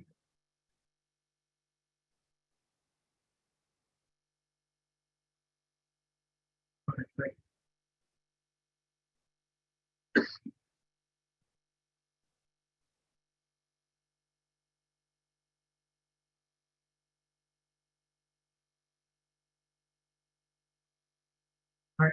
All right, great. Thanks, everyone. Again, my name's David Miller, and I'm a postdoc at UC Berkeley with Trevor. And today I'm going to talk about water and revisited, looking at divergent responses of gross primary productivity to droughts. And so on this title slide, I'm showing a couple of different examples of sites, any different, any covariance sites in stock. On the left, we have Walnut Gulch, Arizona, which is an example of a place that's very dry and water limited.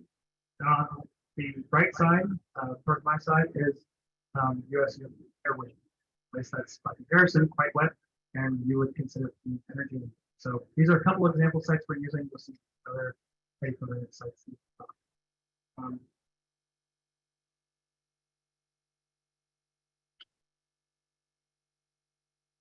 Okay, yeah. So the outline for this talk, do a brief motivation, search goals, some results from eddy covariance observations, or results comparing other models and products, a brief summary.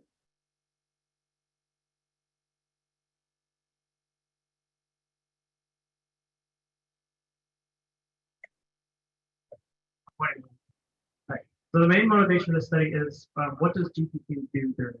And so this is a study looking at the US drought in 2012, so that from Sebastian Wolf's work. In panel C in the bottom here, GPP actually increases during the spring. And this is an offset of the later extreme drought that affected much of the continent less during the summertime. So the overall seasonal loss was not as severe as it would have been. This was observed for this drought in 2012 in the US. And another example from Europe, a couple of figures from Albastos' work showing that there was a drought in central Europe in 2015. During the springtime, you have increases in GPP during the spring in Scandinavia, relatively flat. GPP change during the summer. But if you move a little bit further south to see that there's an increase in GPP during the spring during these moderate drought conditions, and then the drought persists into the summer into the fossils. And so the motivation for this work is thinking about GPP drought and aridity and what happens to GPP. So what is the relationship between aridity, the overall amount of precipitation and evapotranspiration, and the sensitivity of GPP drought? And we're specifically looking at north of 30 degrees. There's been a lot of studies looking at tropical rainforests and their responses to moderate droughts when observed potential increases in GPP there. So here we're specifically interested about temperate units, how consistent these responses might be. Also, can we consistently predict when and where GPP will increase or decrease during different seasons? Drought is commonly known to be detrimental, but there may be different effects. And compared to eddy covariance observations, how well are gridded products estimating sensitivity to precipitation? So specifically looking at terrestrial biosphere models and satellite sensing different products.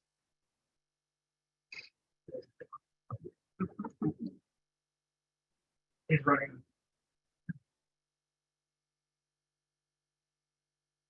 All right, so thank you everyone who has done all this hard work on collecting eddy covariance site data over the years, and we're using a large collection of sites to estimate long-term trends in GPP sensitivity to precipitation. And so we're using FluxNet format products for a lot of eddy covariance sites with over 10 plus years of data. And so for spring, we have about 61 sites. And so we have for different seasons, there's a couple more, a couple less, but for FluxNet 2015, one Flux beta, a couple ICOS data sets, we're using a lot of different sites from the Northern Hemisphere. And we're also going to be incorporating some of the new AmeriFlux FluxNet format product, which was recently a couple months ago, future analysis. So how we're doing this is GPP sensitivity to precipitation from eddy covariance sites. What we do is we take the seasonal sums, GPP, so for each individual season, for example, March, April, May, we add up the total amount of GPP. We do a quality check on any quality flags, and then we detrend GPP over time because after all the forest is growing, and so we want to take that out of the model to estimate this. And so what we end up with is a sum of GPP for a particular season, and then a sum of precipitation of the particular season. And for this, we just calculate the slope. For example, for the site here, USUMB, these are points showing many different springs. Each individual point is here. And then what we do is we estimate the slope of this. So as you can see, as precip tends to increase, GPP tends to go down for the spring in GPP. In USUMB, and there's actually a negative relationship between precipitation and GPP during the spring.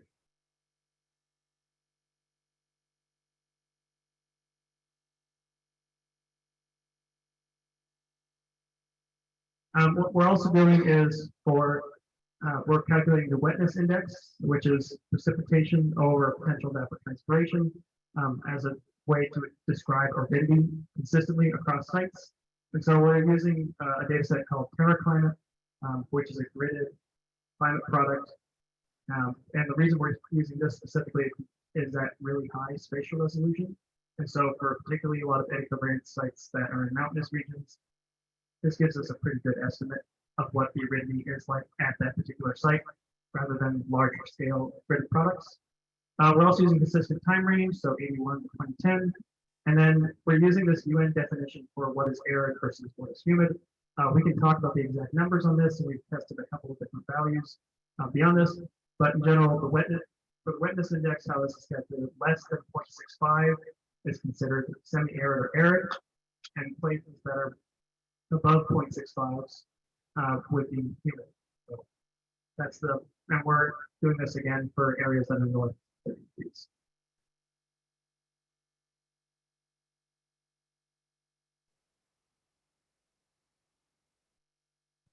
And moving on to some results. So what we're finding is that energy limited sites do in fact have a negative GPP sensitivity to precipitation during the spring, and places that are energy limited tend to be wetter in general. And so in other words, this means that there is actually more GPP during the droughts. And so what this looks like is if we have the wetness index on the X here, what we're finding is that each typical point here is a flux site with GPP sensitivity plus or minus third. On the X, places towards the left are water limited sites. So again, these would be places more like Walnut Gulch. Places towards the right are energy limited sites, which would be places more like here. And so on this plot, higher values on the Y, more precip leads to more GPP, whereas lower values that are negative means that you have less precip, you have more GPP. And the R squared across all these 61 sites is 0.47, which is pretty reassuring considering the variation in all these different sites. Again, these are all not only natural ecosystems with no agriculture in here, but for all these different sites, we're seeing this negative trend for the spring specifically. And you could look at your favorite flux site on this plot. Each one is a different site.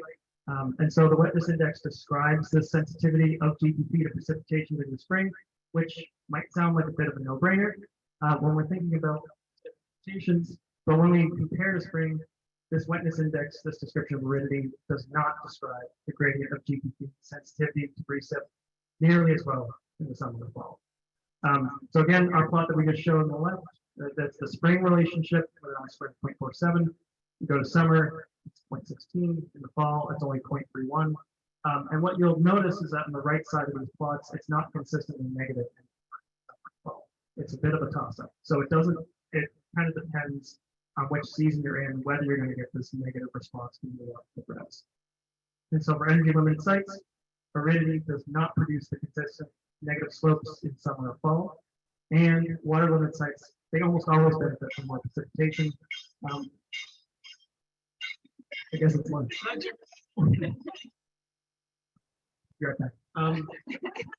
So methods, how well are gridded products estimating GPP sensitivity to precipitation? So again, I've been showing eddy covariance sites, and what we're going to do is compare this to models and remote sensing products.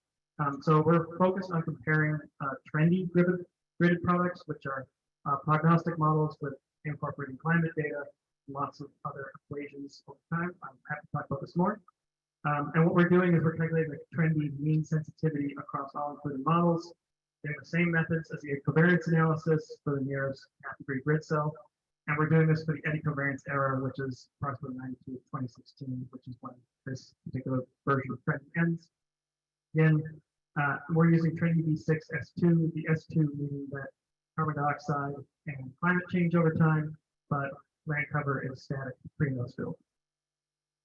And also for context, we're comparing with remote sensing driven GPP, and these products are mostly driven by Modus as well as many other inputs. So we have Modus GPP product, DOSIP GPP, and FluxCom.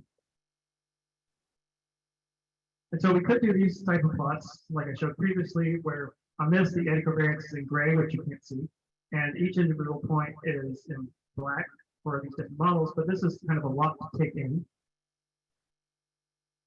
I'll get the questions at the end. Thank you. So what we're doing here is we could show this for each individual point, but what I'm going to do is break this up. So we have the water limited on the left side in the red, and energy limited on the right side in the blue. And so this plot is a little bit. I'll take a minute here to get through this plot. And so what we're doing is we're estimating the sensitivity of GPP to precipitation during the spring, comparing the energy limited side and the water limited side to how well these different places are, how sensitive they are. So here, the eddy covariance sites kind of occupies this space, and we're showing standard error in the gray bars of this. So for the sensitivity of GPP to precipitation in the spring, the eddy covariance for the energy limited sites, this is negative, so moving it to the left, and the water limited sites is positive, so it's above the zero lines.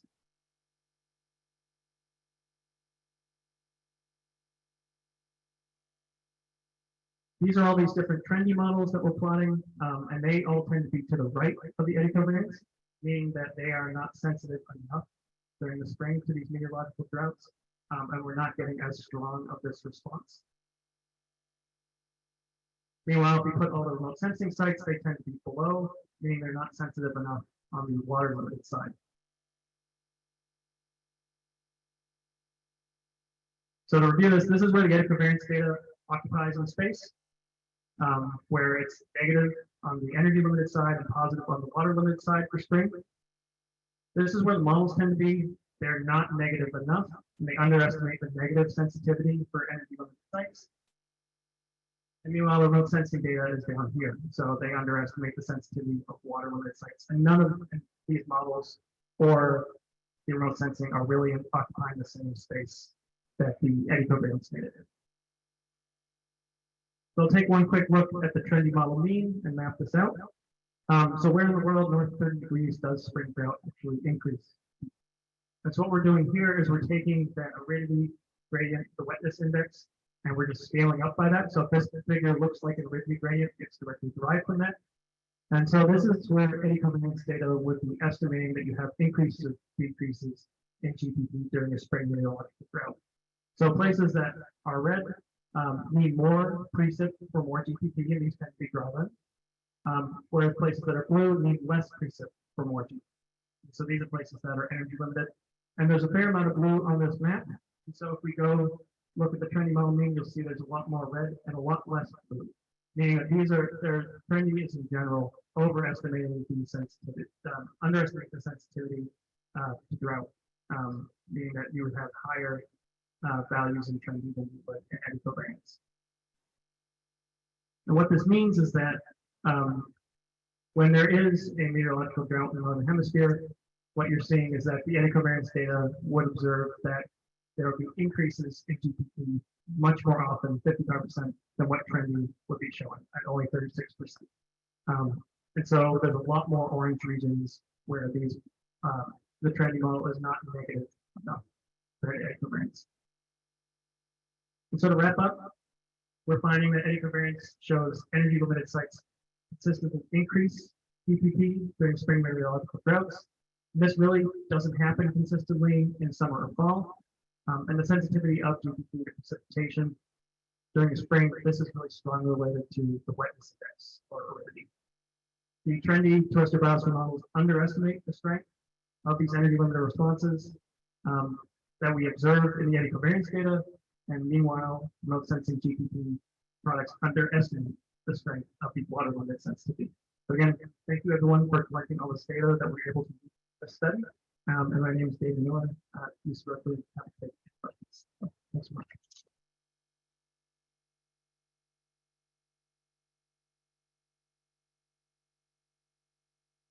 Do we have any questions? Yeah.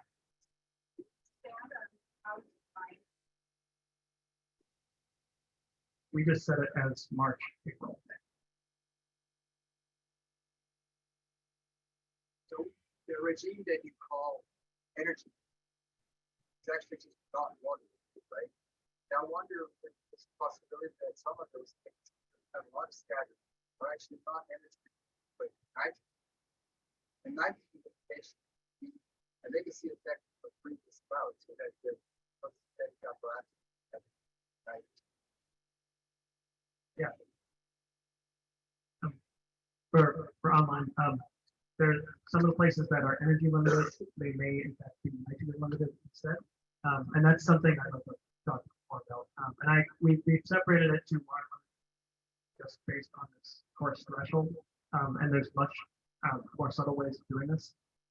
And we've looked at estimating for that plot comparing energy versus water limited, reduce it to 0.5, raise it to 1.0, and we're still finding these trends as a whole. But yes, there are. I want to talk more. Thank you. Are you using No, we're just using presentation for this. Just I wonder, like, do you think the results would be the same?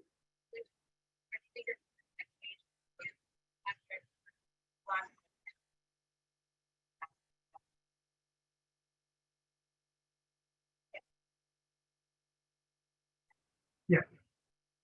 Yeah. So the question is asking, have we looked at using okay. Yeah, so looking at standardized indexes of vegetation stress like ESI or SPI versus precipitation.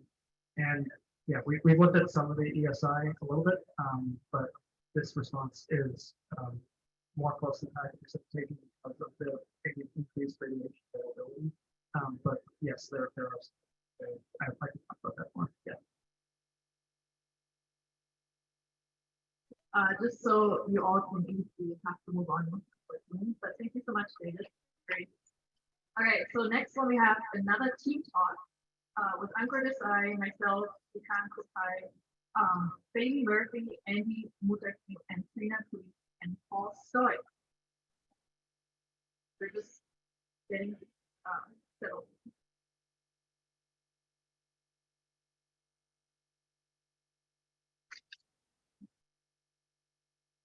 All right, a couple times before lunch, and we just confirmed that lunch will wait for us. So, until yeah, our stop at 12:15. So, hey, thanks for having us. So we'll talk a little bit about this upper Midwest where we are, but a little bit further west in terms of specific study sites. I'm Ankur Desai. We have a series of in-person presenters here, all from the University of Wisconsin, or formerly at University of Wisconsin, that is across the Big Lake.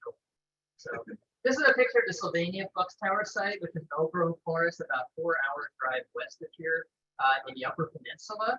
This is what it looked like September 25th, 2020. So in about a month from now, this place is going to look really different. Fall happens fast around here. Here's a picture from this morning of the same site. It's not that here. But why study the Upper Midwest, right? So this is a picture from an aircraft over northern Wisconsin. And you know, it's a beautiful spot. There's a lot of ecosystems, a lot of productivity. And if you actually look at a map of the forested regions of the United States, and understand there's potentially a large northern terrestrial carbon sink, particularly in forests. The Upper Midwest is one of the major productive forested regions of the entire U.S. But certainly want to have some intensive study. especially it has a legacy of land management, which I think we'll hear a little bit more about with Matthias and others.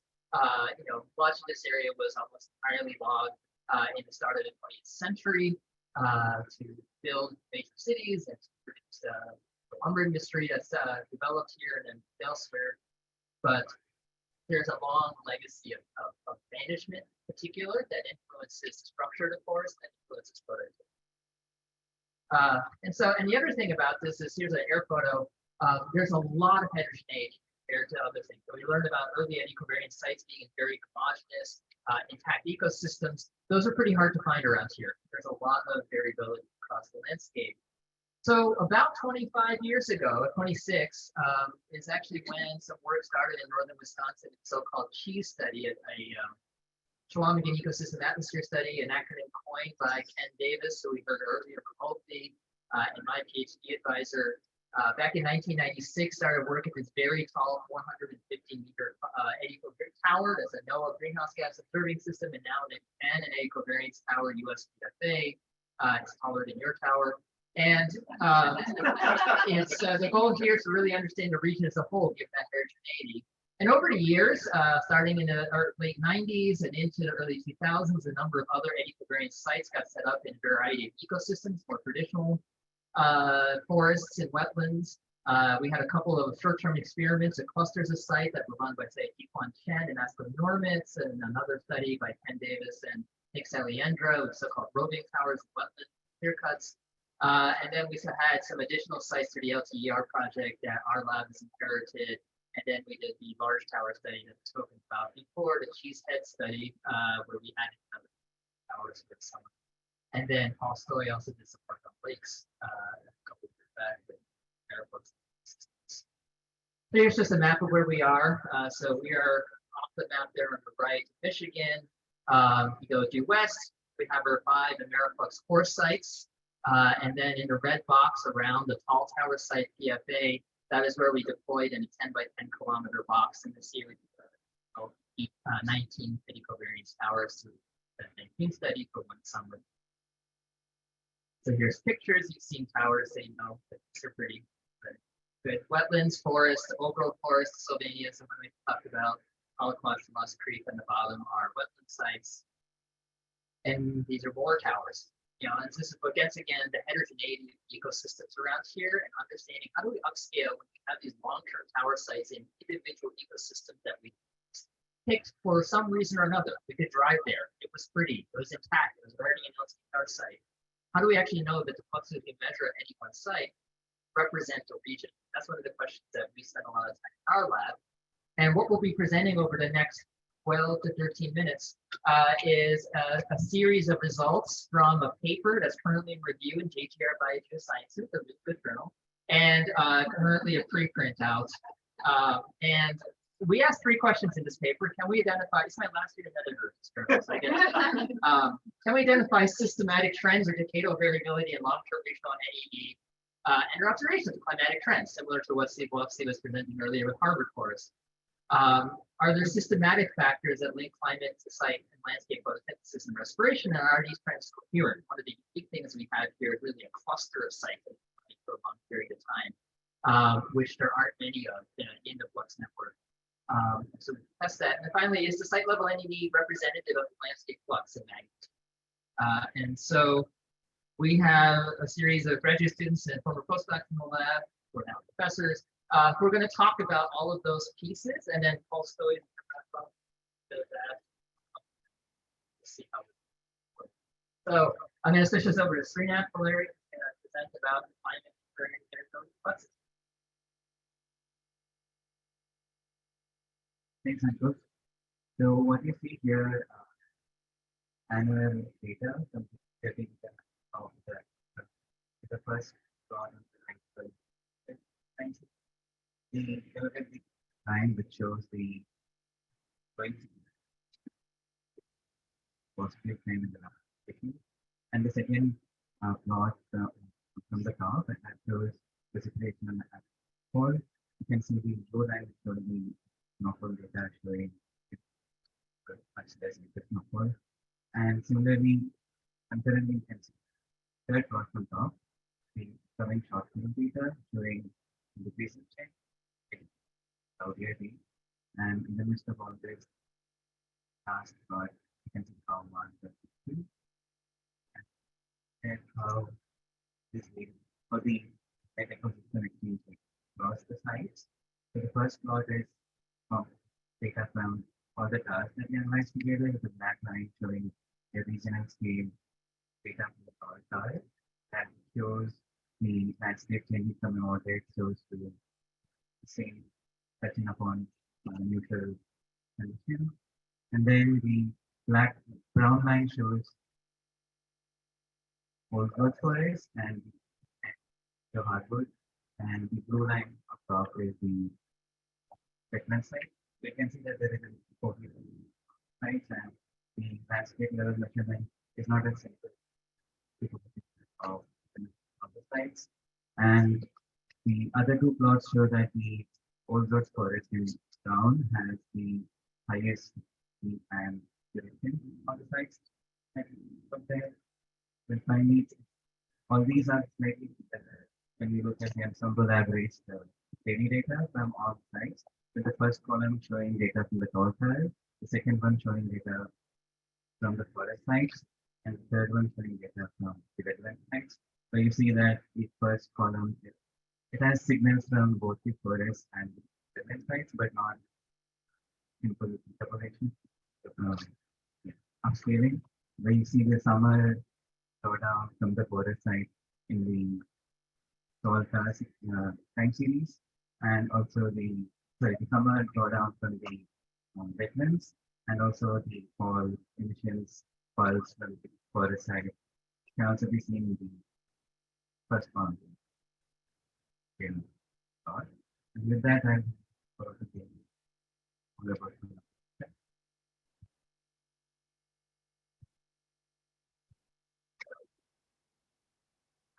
All right, so in our quest to understand what was driving carbon dynamics, we looked at phenology data from 3 of our sites.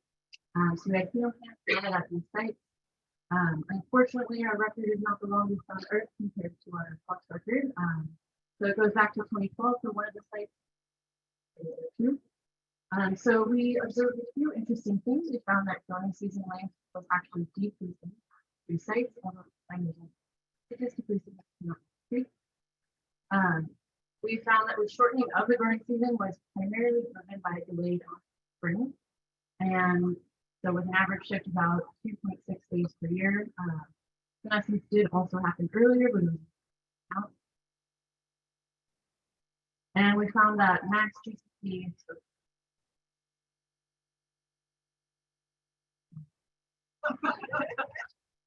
Okay. And we found that max GCC was also shifting later at all 3. So this is kind of in contrast to what we're seeing in a lot of the world. So we're asking this question of why. And so we found kind of 2 reasons that might be driving this. And one of them is this declining annual snowfall. So over the record, we saw a decrease of about 43% in annual snowfall. And so this declining snowfall means reduced impact, reduced insulation of the soils, and we did see colder spring soils at multiple levels at the site that we did soil temperature depth. And so this kind of reduced insulation and colder spring soils, as well as the impacts on water infiltration down into the soils, impacts the timing of spring phenology due to interactions between above and below ground. We also found that we were seeing a big increase in autumn air temperatures, and so this kind of can tie into things like delayed establishment of bud dormancy, as well as delayed dormancy release due to insufficient showing. And so looking at phenology as a driver of some of these carbon dynamics, saw that phenological changes primarily affected the interval variability of these carbon fluxes as opposed to the overall magnitude. We found that shortening growing season length was connected to decreases in light response parameters. And it could be that the effects of decreasing AMAX and increasing dark respiration that were driven by this shortening growing season potentially offset each other, which is why we didn't see a decrease in overall GDP. We also saw that shifts in growing season length, along with increases in CO2, were strong drivers of area variability in both AMAX and by fluctuation, as well as a strong bulk for.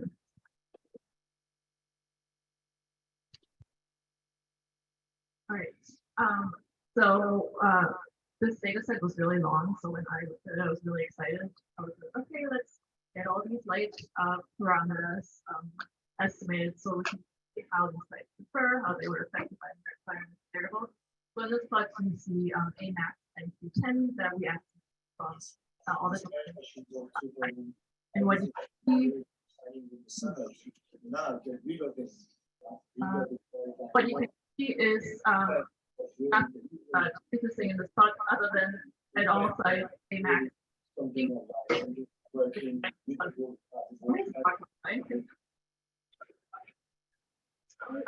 Greg, you're talking.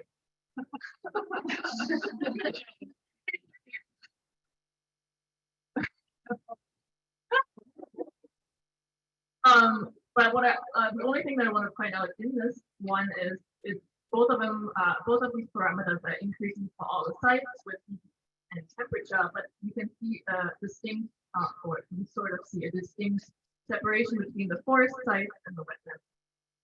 But we also then looked at, okay, what are these in terms of light use efficiency parameters and Q10 parameters? What are the ones that are most important in driving the energy fluxes that we see? And in this graph, you can see growing season, AMAX, and dark respiration were actually the ones driving the responses we saw the most. But what I actually want to point your attention to is what you can see, and that's a variable that I've been looking at over the last couple of years. So when we found that quantum yield, so also alpha, you can see that often, was actually not affected by environmental variables at all, and it was not different by site, which to me was very interesting. And something I forgot to mention in the graph earlier was we also found that winter, when it increased the Q10 parameter, which also respiration. And one hypothesis might go back to what Baby has been talking about earlier, was that it could result in decreased growing season because maybe the sites are just running out of resources. And that's all I wanted. And next is Nikaan. Hi everyone. So I'll talk about a little bit about scaling the carbon fluxes to the region. So what we have here are, the nice thing about having these smaller scale site level towers is that we can kind of scale these to the landscape and then compare these scaling methods to the USPFA fault tower carbon fluxes, right? And then once we do so, we found that the sum, or like the general amount of carbon component fluxes, when taking into account all of the smaller scale tower sites, are not the sum. Like when you sum them up, they do not equal exactly the USPFA tall tower, or the USPFA tall tower carbon flux components. So there are a lot of reasons for why this may be. For example, in the side limits out, they found a strong role stand age on their uptake, and this introduces a lot of sampling biases, right? Where you have, you can cherry pick these ecosystems, where you have maybe early successional stands versus old growth forests. They take up more carbon differently, right? During different amount of time. And this can cause a large bias in the sampling and cause lots of uncertainty when you scale the carbon fluxes to the landscape. And then structure variability as well. Drysdale in 2011, they mentioned how plant functional types within ecosystems are highly uncertain. And that also propagates when you upscale to the landscape as well. So the carbon flux as well. So we are subject to uncertainty as well as a result of this between ecosystems for the plant functional types. And this is nicely reflected in Bailey's recent paper, where she looks at the structure and function relationship in different. So the last thing I want to show, I know it does not look good, it's very small, but just the gist of this little whole figure I want you to take away is, want to explain this. So we have NEE, GPP, and R eco. This is the mean and averages of all those. And each of these little dots that you see are the ecosystem sites. The circles represent the short-term sites, the Sreenath fluxes or flux tiles, and then the squares represent the longer-term ones. USPFA is the top one in each of these, the black one. And you can see, and to summarize this figure, is you can see the mismatch of NE is mainly driven by R eco relative to GPP. You can see a much larger range that R eco is covering here between all these sites relative to the GPP. And this is causing a lot of these short-term carbon flux observations to show an NE that is a net sink, mostly for those smaller scale site towers, flux towers, and then just a little bit of a net carbon source for USPFA. And yeah, like I said, this is mainly what we believe to be driven by a large range of carbon fluxes shown in this. And yeah,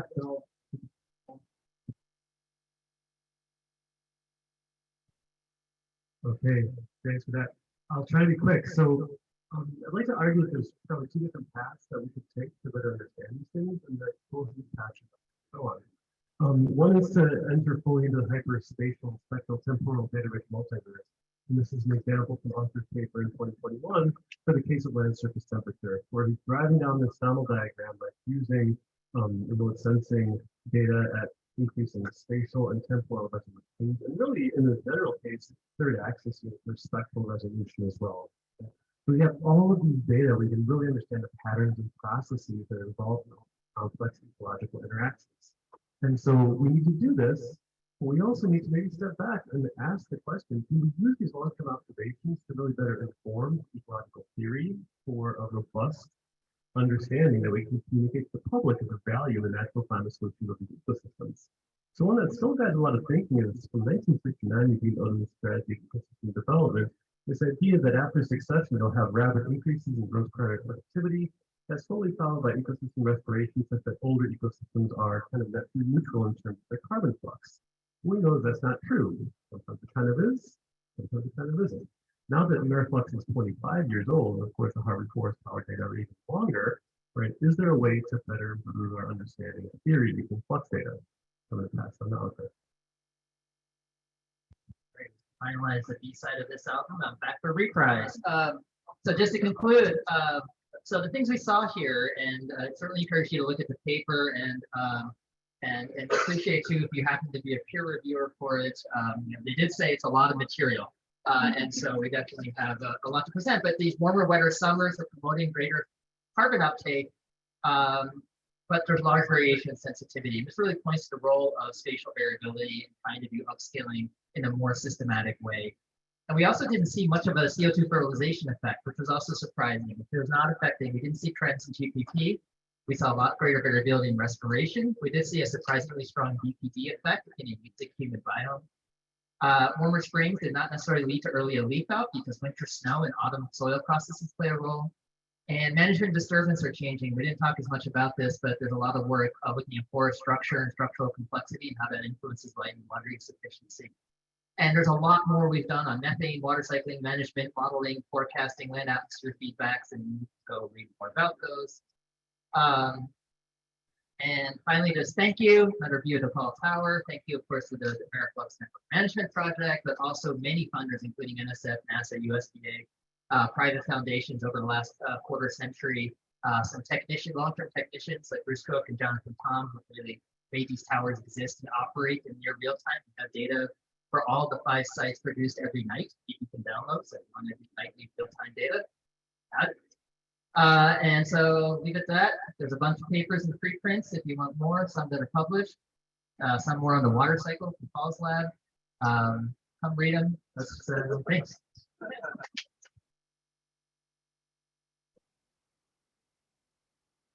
So keep your questions for lunch, I would say, and we'll move on to the next one. Last but not least, we have Yangon Liu from the Columbia University talking about biophysical controls of ecosystem scale methane fluxes from a subtropical estuarine mangrove. We're just getting set up here.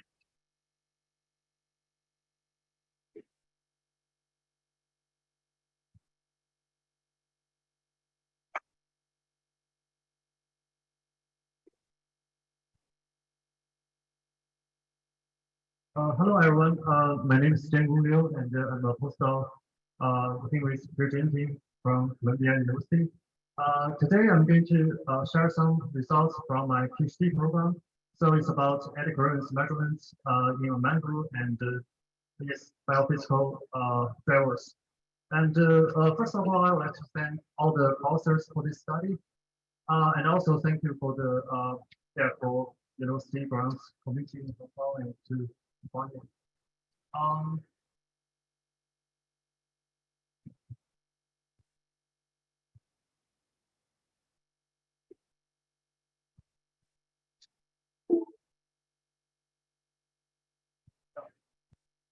First, mangroves. So there are trees growing along coastal lines. I find a picture about one side in Florida. It shows like the mangrove trees on the coast, and it's also a AmeriFlux site. And also, most of the time we find mangroves in tropical and the subtropical regions, and most of the biomass is located in Southeast Asia. Mangroves are getting attention this decades, and because people realize that they're among the highest carbon speciation ecosystems, which is because for their green part they can do photosynthesis at very high rate, and at the same time they can spare their captured carbon, their biomass, and in soil.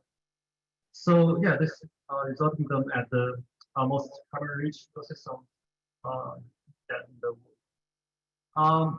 Here are two examples. Like for mangroves, their carbon barrier rate is 40 times higher than that in other terrestrial forests.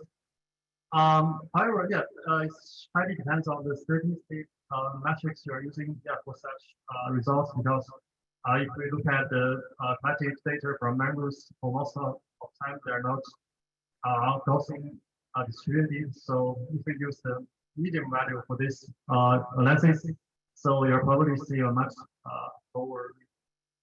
And for carbon storage, it's around 3 times higher than terrestrial forests, and most of the carbon are in their deep soil layers.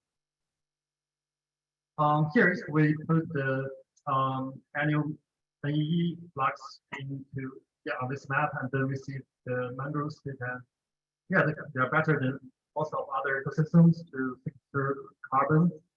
But we do have some issues, like we don't have much mangrove sites. So this limited our knowledge about their temporal and spatial, their distribution and the coverage.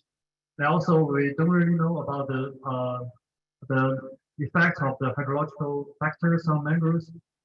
Because for most of the time they're not part standard measurements for flux night, like flux sites, like water depths or salinity or upstream the water. And besides carbon speciation, mangroves can also provide a variety of ecosystem services to local community, which could be extremely important, like to secure the food.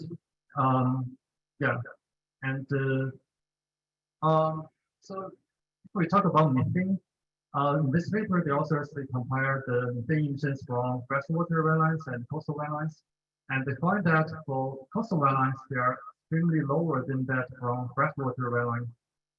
But not many sites are from coastal wetlands, and also none of them are mangroves. Here's just a simplified diagram for methane emissions in coastal wetlands. And this shows the methane production processes. A bunch of microbes called methanogens, they will use substrates from different sources to produce methane. And yeah, as the Patty's team mentioned, that yeah, part of the methane will be naturally transported to the ocean, but we poorly quantify this part. And the rest of the methane, they can be consumed during the transport, and yeah, if the rest of the methane can be emitted to the atmosphere after they escape from the consumption. And there are some. This is the reason why for mangrove methane or the coastal wetland methane, there are not as many as in the freshwater wetlands, because there's saline environment. So there's a group of microbes called sulfate-reducing bacteria. So they share the common substrate with xanthines, and they can always outcompete substrate, outcompete xanthines for substrate, and that's why. So for coastal wetlands, they can emit very minor methane. Also, there are other unique features from wetlands, coastal wetlands, like for the tidal water, because they are always changing, and for some sites, for example, for ours, it shows different variability at different time scales. Like at the diurnal scale, it has 2 peaks and 2 bottoms at our site, and also there will be a spring and mid tide cycle every 14 days. And for other hydrological factors, which could also be very important for methane production, they always show like a seasonal variation, like not on shorter time scales. Yeah, so this reminds us we need to take these dimensions into consideration if we want to interpret our results. Like at which time scale we want to look at our data, and because most of the processes are related to microbial activities, so yeah, most of them are not linear. And also this synchrony issue, yeah, I always find is the toughest, the difficult one. Yeah, we don't really have those conditional statistics to quantify it. Yeah, and we already have some good papers using like wavelength analysis to decompose the time series of methane and its drivers into different time scales. And these different time scales represent different ecological processes. Like for the diurnal time scale, it can represent the day and night shift, and for multi-day, it could be extremely important for coastal wetlands because of this spring and mid tidal cycle. And for the seasonal, yeah, it represents the like plant physiology and also the annual solar cycle. Also, like in Patty's team, they also show this similar figure, and yeah, this is from the mutual information results. And for this black bar, it represents the mutual information at the 0 time lag. And this colored bar, they are represents the maximum mutual information at a time lag, which is indicated by this by the color. And also, yeah, like one fancy thing for this figure is that for the author they also check the house scale mutual information, so which is quite fancy but not easy to. Also, yeah, we also have like this global census work using wavelength analysis and mutual information and other statistic methods and also machine learning. This is our site. It's in Hong Kong called Maippo Nature Reserve. You can also find it in Fluxes in this case. So it represents the largest mangrove stand in Hong Kong. Yeah, here's this called the similarity of the environmental variables. Basically, in Hong Kong, we have quite high temperature and rainfall during the summertime, and also the salinity and the dissolved oxygen will drop a lot during the summertime because of the freshwater discharge. This is a picture of the site. So yeah, it shows the cover and also the dominant mangrove species, which is called Magnolia of water, which is a typical Asian mangrove species. And there's some dog mangroves on the floor called Cancerous foliage. Yeah, this is a view from the top of the tower, and the buildings on the back. In the background are the buildings from a city called Shenzhen. So in this study, we want to try to answer some sort of questions like what's the seasonality and the annual fluxes of methane and CO2, and yeah, like the versions of methane fluxes at different time scales, and what's the dominant biophysical controls of methane at these time scales. Here's the seasonal versions in fluxes look like. Yeah, during the summertime, which indicated by these blue rectangles, yeah, we always have like higher water and the methane fluxes. But for GDP, it doesn't really have like a significant similarity. Yeah, because we will assume that respiration is suitable to temperature during our partition. So yeah, during the summertime it is higher than winter, and yeah, during the summertime we normally have a lower ecosystem productivity. Yeah, this is the annual budget for methane and for NEE at this site, and for the annual methane flux is around 11.7 gram carbon per square meter per year. Still is a bit smaller than most of the other freshwater wetlands. But if we translate it into CO2 equivalents, then it can reduce the radiative cooling effect caused by CO2 excretion by half. Yeah, but also Ankur mentioned that we need to be careful about using CO2 equivalents. Yeah, because yeah, if we think about like for methane, it's lifespan in the atmosphere is relatively short, and if we can keep the mangroves long-standing, then considering the steady state gas there, so this should not be a big issue. Yeah, here's the we use the technology called singular spectral analysis, which can decompose the time series of methane fluxes and its environmental drivers into different time scales. And we think SSA is more data driven, and it can better represent the ecological time scale, the wavelet analysis.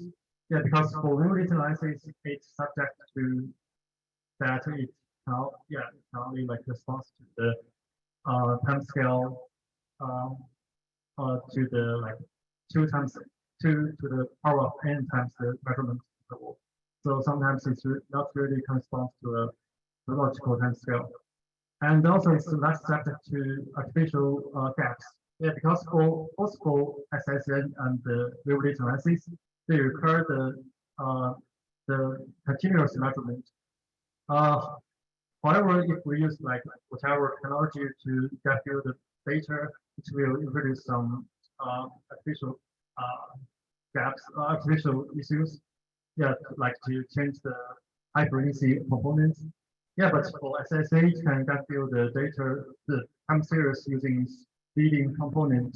Yeah, which is a nonlinear low frequency components, which will be dissolved in later construction period. Yeah, here's the results. We only look at 3 time scales, which are diurnal and multi-day and seasonal. And yeah, this shows how the reconstructed time series look like. And the first one is the original time series. Yeah, we find that for methane fluxes, it's shows the largest variability at the diurnal time scale, and followed by seasonal and multi-day time scales. We find that for SSA it works well. It can capture like the large variability at this at the frequency of 365 days. And we think it's also true for other fluxes like carbon CO2 fluxes and water fluxes. They show the largest variability at the diurnal time scale, which means if we want to interpret our results, yeah, we better like understand the temporal variation at this shorter time scale. Yeah, it may also true for other sites. And later on, we use the mutual information to integrate the results from SSA. So for mutual information, it's calculated based on Shannon entities, which is a matter of uncertainty. If it has a high mutual information, it means it's a high reduction in uncertainty. And P here is the marginal probability distribution, and the PXY is the joint probability distribution between X1 and Y. And one good point for mutual information is that it can give you the quantification of the temporal direction. Yeah, here's the results. And it's also has shown various studies like we find that for plant activities, it dominates the diurnal scale variability through the synchronous processes. This part, and at the multi-day and seasonal time scale, we find that for atmospheric turbulence and soil moisture and salinity, they are the dominant predictors for methane fluxes. So we compare this result with others, with this one getting from other freshwater ecosystems, and we find at the diurnal time scale, we got very consistent results that plant activity are really important for predicting methane emissions. And but at the multi-day time scale, and also the seasonal time scale, we find the water table depth is it's a true predictor for methane from coastal wetlands, which could be because in coastal wetlands the prices are always changing. So yes, hard to connect the methane fluxes with the absolute value of it. Here's some take-home messages from this study. We find the Sreenath, we check the Sreenath and the annual fluxes from this mangrove.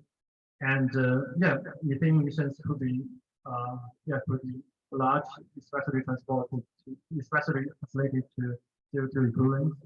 And plant activity and the physical factors, they dominate methane emissions from shorter and longer term variations through both synchronous and asynchronous processes. And the tidal height could be one of the biggest drivers for. That's all. And most of the details can be found, especially in the first publication. And my email was here, and thank you so much for the attention. Hi, I'm Lisa. And I will be chairing this session. So just looking for the information on, sorry, who is actually in this session. I think it's Christine that I'm handing this over to next, so I'll go ahead and hand it to her. Okay, thanks. Thanks for coming back, everyone. Hope you hear me okay. So this is the report from the AmeriFlux Diversity, Equity, and Inclusion Committee, which was launched about 2 years ago. And we've been doing some stuff. And so I wanted to make sure everyone is up to date on, I'm going to talk about some of the committee activities in the past, one that is happening right now, and then some upcoming things to look out for. And so first, of course, we start introducing the committee, and it's actually a really nice group. It's really big. We have more. If you want to join us, currently we meet every second Thursday of the month on Zoom, and this is really an opportunity for anyone from the community who wants to get involved. We even have some people that are not actually in the Americas, and so we're just happy for anyone who wants to get involved and work on these topics. And then if you go to AmeriFlux.lbl.gov, in the community tab, we have now a groups page. And so one of the groups is this DI committee, where we will every now and then update on our activities.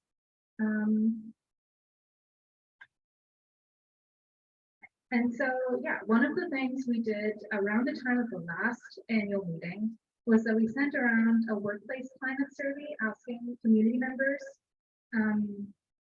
how are they feeling in their workplace with respect to DEI, and then also specifically about safety, fieldwork safety, and lab safety. I wanted to make sure that we don't just send out a survey and then never talk about it again. So a quick summary is we had 47 responses, just lower than we hoped. We got mostly responses from people based in the US and native English speakers. We have some representation across the Americas, but not many who filled out the survey. We had about a third of respondents who are professors or research scientists, and actually a fairly low number, 20%, who are grad students or postdocs. Most of them said they spend a lot of time in the office, which possibly could be because of in the middle of a pandemic. So that's about who responded. And then rough takeaways are that a really large number, 70 to 80%, are aware that they have a code of conduct at their institution, but most of them, or almost half of them, receive no training on it, and it's sort of just a code of conduct that's floating somewhere, and that maybe there's some optional training for it. And then we had a 20% who told us that they do feel unsafe in the field, and about 20% that told us they have no safety training. And about 9% told us they have faced either discrimination or other issues of inclusion in the field, and 13% haven't witnessed it. And so even though we don't have perhaps a representative sample, we're thinking there could probably be a little bit that we can do to reduce these negative experiences. And so that might be a question to discuss later during the mixer at the fire pit. Where do we go from here? Clearly, I think a committee based on volunteers can't really do a proper representative survey of several thousand people. So we need to talk about where do we go from there.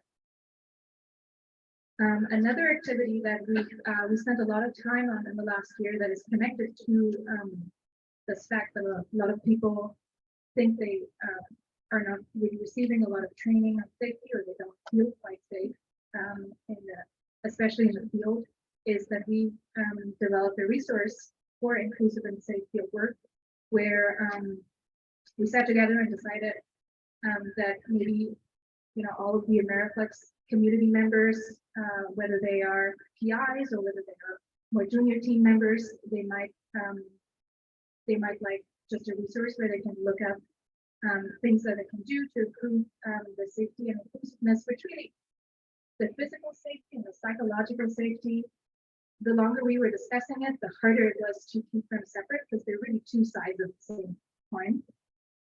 And so the resource that we developed starts with, so it's a slide deck that's available at AmeriFlux.lb.gov/fieldwork. Anyone can look at it, make a copy, make it, customize it for their own group. It starts with a quick motivation for why, especially we need to think about fieldwork as a topic and inclusiveness and safety.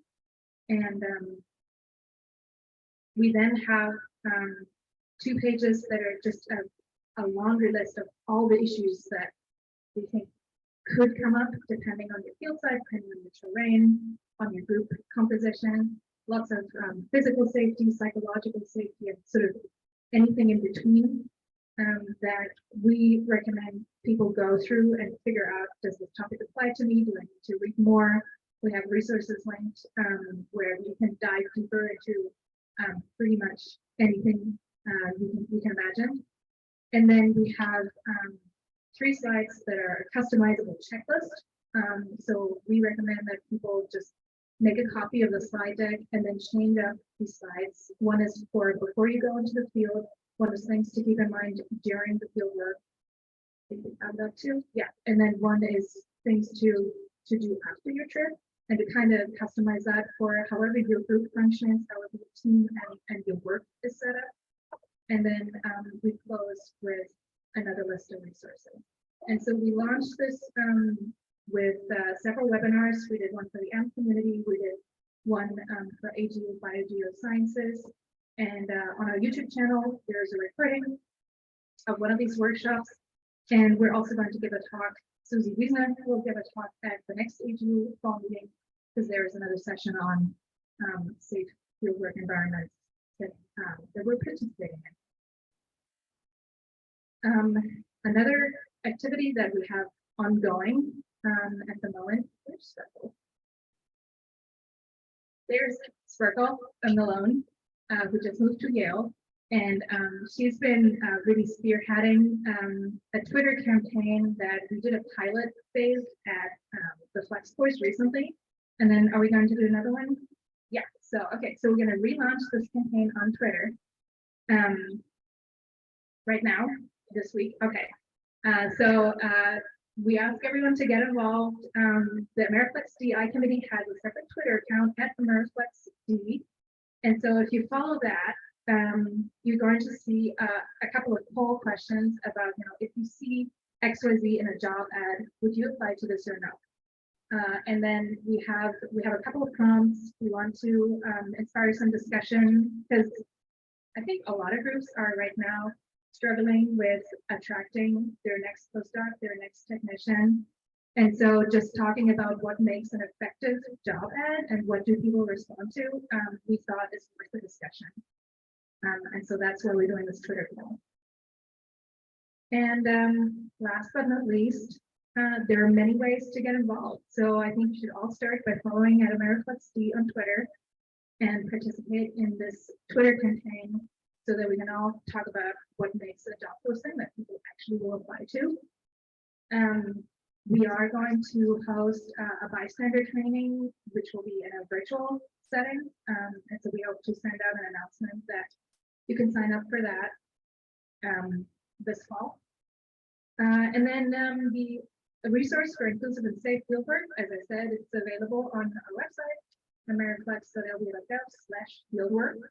And you just download it, start reading into it, and getting just started with one topic is the first step, is always the hardest. And let us know if you have questions on those resources, or what the committee should do next, or suggestions, concerns.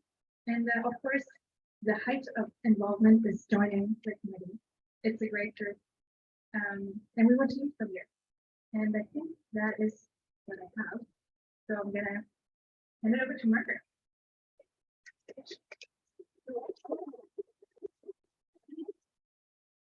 Okay, we have time for questions actually.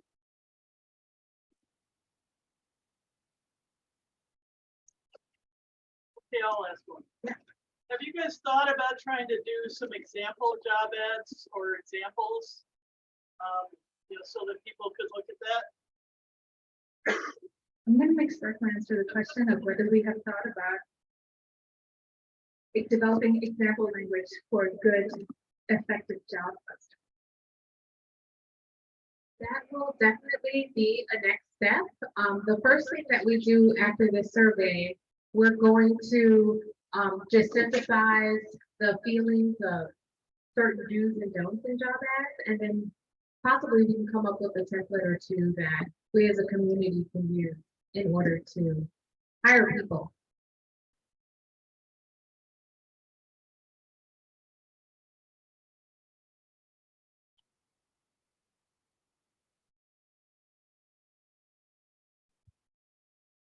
Timothy, Margaret's going to share her slides so that I can start.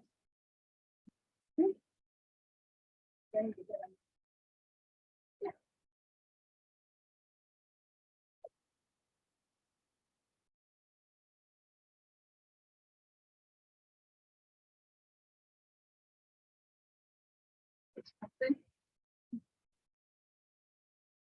Make things that way.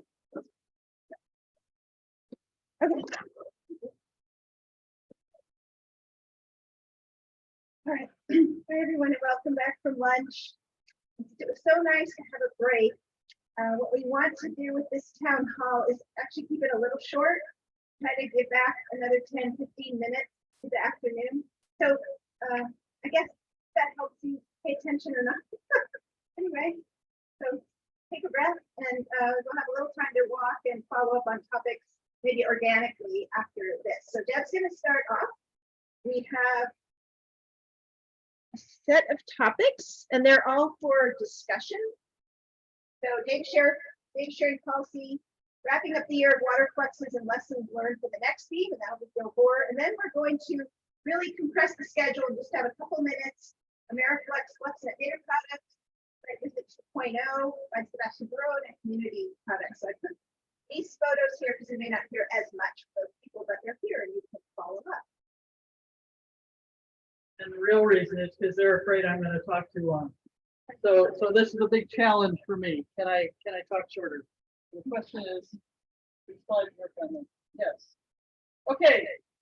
So as you might remember, last year we launched the new policy that is the CC by 4 policy. So I'm not going to go through what the policy is. I just threw it up here so that if there were questions about it, we could go back. Quickly, kind of why. A lot of it's to modernize and to become better tied in with what's going on right now in the world of data publishing, and to really enable things into the future. And I can answer any questions you have about why that's true. But I'm not, again, I'm going to try to stay short because Margaret's already given me that challenge. So what's been really cool is that we've got a lot of sites that have moved to it. Sorry, I wasn't expecting such a small screen or I wouldn't have made such small text. But we have 328 sites with published data that have signed up already, 385 sites total. And that is 78% of our data. All of our published data, that is 78% of it that is now under the CC BY policy. So thank you for those of you who have signed up to it. And I also, I've got some download numbers. I didn't try to create a bunch of graphs, but we are seeing something that matches what we've always seen in FluxNet, is that as people figure out that CC BY is going to make it a lot easier for them to work with the data and actually get a publication and not have to worry about some of the challenges that have gone on, they are preferring the CC BY data. So currently we see, so over the last year, we see roughly twice as many downloads of CC BY data as for the legacy data. And so that's looking on an average per site. Right, so that's just averaging across all the sites that are in CC BY or averaging across all the sites that are in legacy. But I will tell you, we accidentally only pulled 2 months in the first poll, and the downloads were actually 5 times as frequent for the CC BY site. So I think it's accelerating. Is what I think we'll see into the future. Did I somehow mess this up? Oh, that's because I got to point it there. Okay, so now we're up to the questions. So we figured we'd see things a little bit with some questions because you all have been a little bit. I'm hoping in the afternoon you guys have gotten over your jet lag. So one is, what do you think, right? So let's start with that one. I mean, what do you guys think? How is that going for all of you in terms? Sorry, I know I got to keep the mic up. How's that going for all of you in terms of the CC BY policy? Have experiences that you want to relate? Maybe as an early career person, is that good? Is it bad for you? We'd like to hear the good and the bad.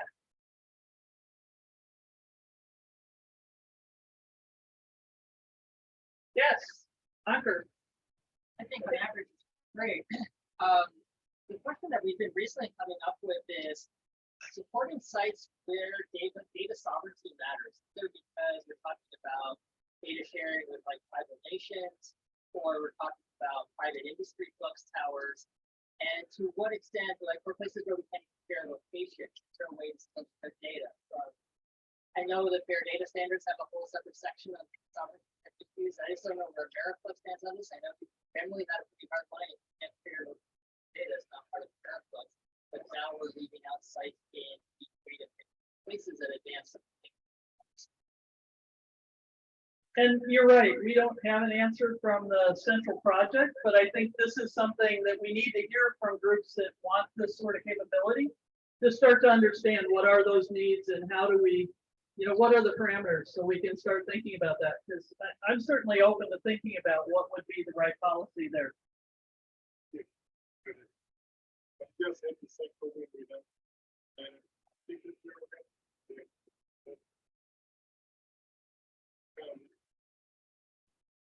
All right, so Gil is just also volunteered. So Ankur and Gil, just in case you couldn't hear Ankur's comment, is with data sovereignty, there are different, there are groups that are taking the data that don't necessarily want to share location or other aspects, or might want to have a different policy to the data for privacy reasons or sovereignty reasons.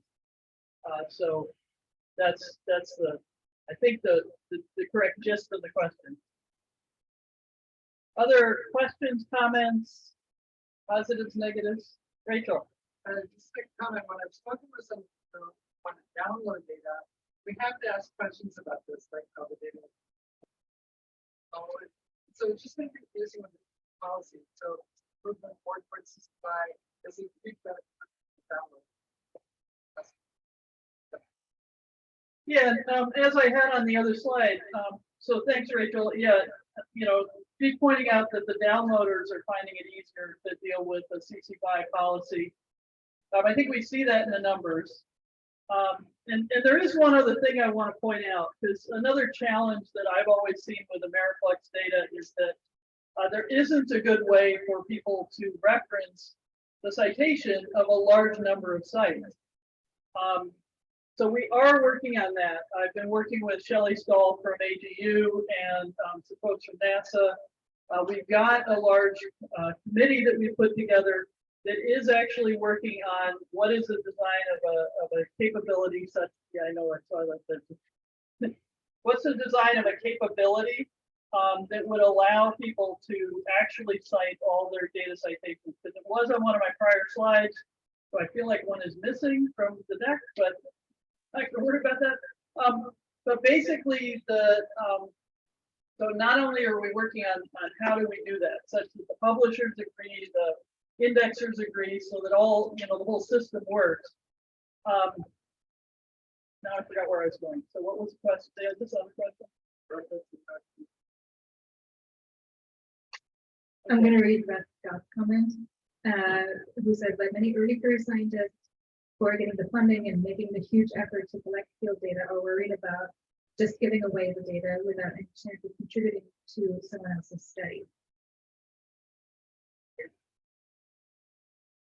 Yeah, actually, Russ, it'd be great to get a little more context for that. I mean, we do still have in the CC BY policy, we have a note that says we highly encourage everyone to actually contact sites and work with them. But yeah, it would be great to give a little more context on that question, Ken. Right.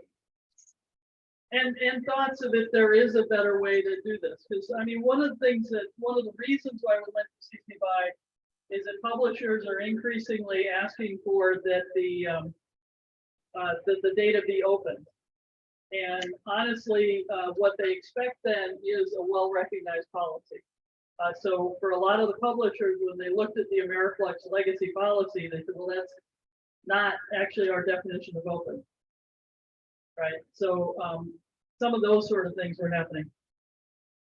Yeah, so speaking of publishing, Bill Mauder saying multi-site syntheses often have or should have a table of sites they use in their analysis, and they can include that, and they can include the DOI that he says in the supplementary info is adequate. So I think you have a thought. Oh, so the problem with the supplementary material or the table in the paper is that you may get that Google got the table and actually, indexed that there were those DOIs in there. That's a big maybe. You won't have had the indexers have caught it at all. If it's in the supplementary material, same thing, right? So, and actually, I'm fairly certain Google is not indexing any of what happens in the supplementary material. So, although if someone looked inside the supplementary material, they would know that there was a citation. The problem is they're exceedingly difficult to count, because then you've got to find every one of those papers and then go count them. We'd either have to do that centrally, or you'd have to do that yourselves. So what we're working on, you're right, Gil, I never finished my statement. What we're working on together, there's a huge push across the globe. I mean, this is an international problem, and we've been working with an international group on this. But the point is, what there ought to be is a way to have a container that can hold a set of references that would have been references in the paper, but that you can create and make public, and then cite within your paper, and such that you can cite the individual items in that thing, right? So it's effectively what we're trying to design is a container that can be a reference section, in effect, for your paper, and act just like it, but hold as many things as you need. And then the physical paper can just have a reference to that thing in the reference section, but your individual citations actually lead to there. And the whole purpose of that is working with the publishers and the indexers such that they would then index that. So now when there's counts of how often was this data cited, things like that, it would actually show up. Right now, the problem is data citations are not working the way they're supposed to. Shelley Stahl's doing a lot of work in that space. It should be fixed within another year at minimum.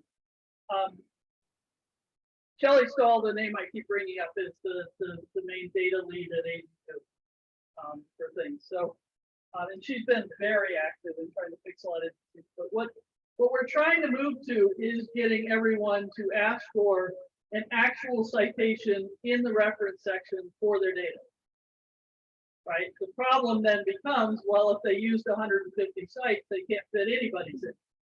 Right? And so that's why we're working on how to actually have a container that you could put all the references in and use them as references. Because we're not going to move the publishers to suddenly have a huge list of references inside the paper. But this way, as long as we get all the features we need out of that reference, they can be a separate container, and that actually is going to make it more machine readable, not less. Was there another one online before I? No.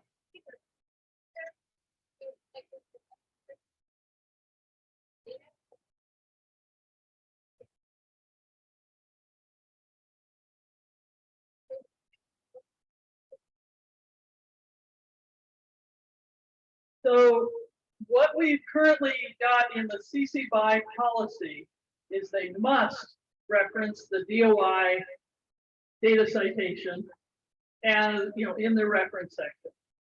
And they're not required to then reference a paper about that data.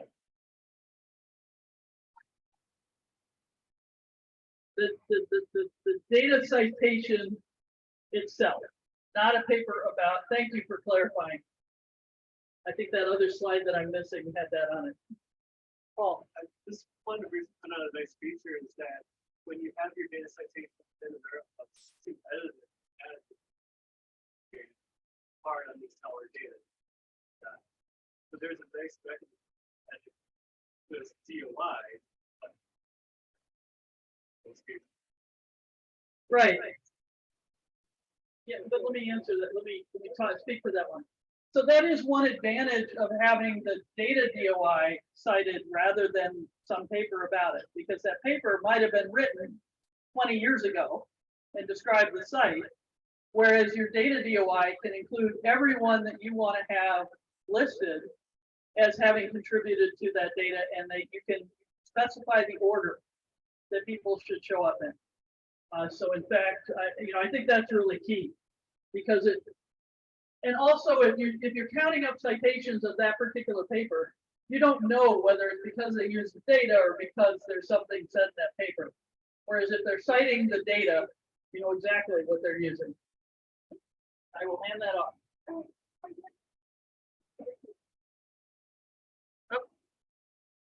If you didn't speak up, but you have questions about how to cite Come data, find me. or how to cite data, or you're concerned about how your data will be used and cited. We did hear from a lot of people here who are starting out more concerns or questions. Dr. Deb, we want to hear your thoughts about it.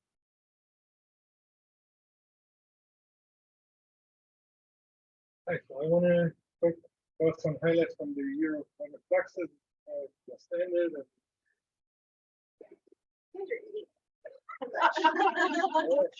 Jeez, that's your dessert. Okay. Yeah. So year of Fluxes just ended. Year of remote sensing just starting. Oh, really? So here are my very brief overview. So this is mostly feedback from Marcy and Kim and other people that were involved in the committee. I was there. Other people did more than I got to speak because I'm here. So we had two workshops, one about land atmosphere interaction, the other one about the HaPe conspiration. Each workshop had quite a lot of attendees. These were online workshops. Good. I know the ET workshop used the whole spin-off of the Power Center kind of project of that. I think the first workshop ended up with structuring the AmeriFlux special issue in agriculture and forest meteorology, which is more focused on water specifically, but kind of edge there. They had organized 4 AmeriFlux webinars, again, very well attended. Each webinar had about 100 attendees. You have the titles here. Again, Zoom allowed it to be very well attended, and I think the feedback. We're in 5 different conference sessions. Most of them did not happen yet. So if you feel like New Zealand or I think Canada, you should Utrecht. No, that's happening this week, I think. And George Burba, that's not here, was playing a key role in most of this conference session. Is he online? No. And yeah, these were mostly physically attended conference sessions. There's quite a little speaker from early career scientists, mixture of posters and talk. Again, brought a lot of breadth to this whole topic of water fluxes and brought a lot of exposure for people that attended the conference session and were not necessarily completely prepared for what we do. And amazing soil water instrumentation project. Sebastian there mastering that one. AmeriFlux phase 1 included shipping hundreds, you see the list here, of different sensors, so soil water content, soil water potential, and the soil water potential sensor is installed next to soil water content, so we can get the magic curve that we talked about in the next slide from direct observations, and water table depth sensor, and these went to about, so I think the site numbers, they overlap. So there's a listed per sensor type, but many sites look more than one type of sensor. They go more than 12, and then with 25, 30 different sites that got some sensors, most of them the network. 10 sites are scheduled to receive the precipitation sensors, which apparently take forever to make, but all the companies, like or Hipicaro, they're having a hard time with supplying it right now. And phase 2 is coming. So talk to Sebastian if you have needs in terms of measuring soil, water, water table depth, water content, water potential, precipitation, snow. Talk to Sebastian. Really want every site to do this. And another project just starting, so preliminary phase is ongoing, more or less finished. Kim is here, can talk more about it. Is physical measurements of soil water retention curves, so that includes Kim's student of postdoc, I think, or sample, taking soil samples taken at the sites and measuring those water retention curve characteristics. Again, very important to have because most of our models, what we assume that plants care about is water potential, but most of what measure water content. To translate those things, so the big product of that project is coming the next year or two when they're doing like that. And that was it. So moving to the next phase, a whole different talk, contemplative lessons learned. I can tell you my angle of things. Again, with some feedback from Marcy, but I'm mostly curious about what you think, kind of as a primer. Say, how do we make the year of remote sensing more effective and with more outstanding results? So the workshops, webinars, conference sensor, they were very successful, reach a large audience. If we needed more funding, they were on Zoom. Well, clearly nothing purely for free, but AmeriFlux people did it with their own, without asking for anything more. So here's Christy. The soil water instrumentation program got its additional funding from ESS, and I think it will have a huge impact going. So data is just starting. Those things were recently installed. Data is just starting to come, and as we process things quarterly, I think the next quarter would be the first quarter that includes a bunch of the data from the new sensor. The data, I think, will have a large impact. Same with King's project of water retention care will have a large impact. The completeness and capability of inferring what we learned about sites.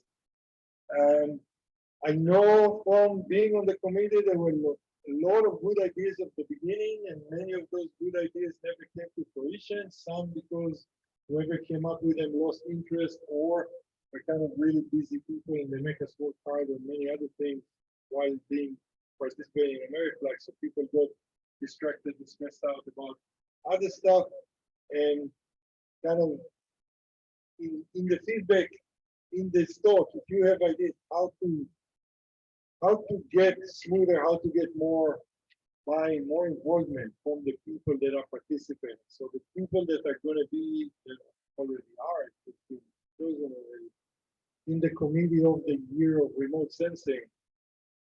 How can we incentivize? How can we outreach? What can be done to keep the committee more active, more interactive, and more on task? Because just a loosely, really, it's hard. So there were some outcome of Year of Water activities that kind of took on life of their own, like the power center thing that I felt there was somewhat of a disconnect in the sense that I didn't even know it existed. And for example, my #1 idea to make things better is let's have funding to bring the committee together for physical meeting, which apparently exists from the power center, but we start later, so the committee has been dissolved by then.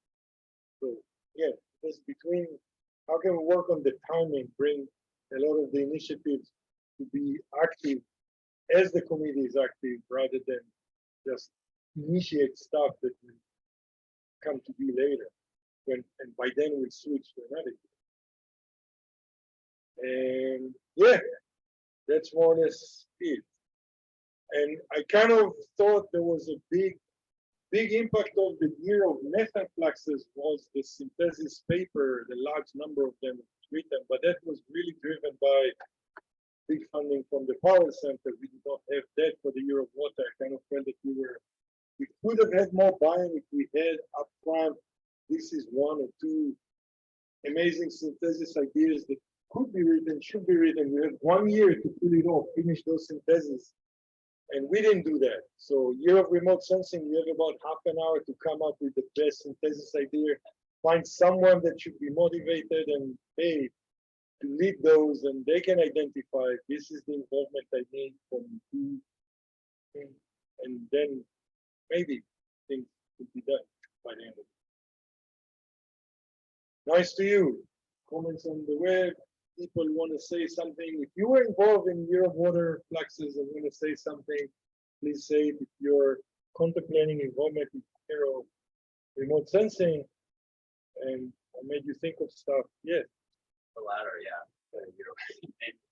Remote sensing, but so how did it work with getting external funding for the soil water for that?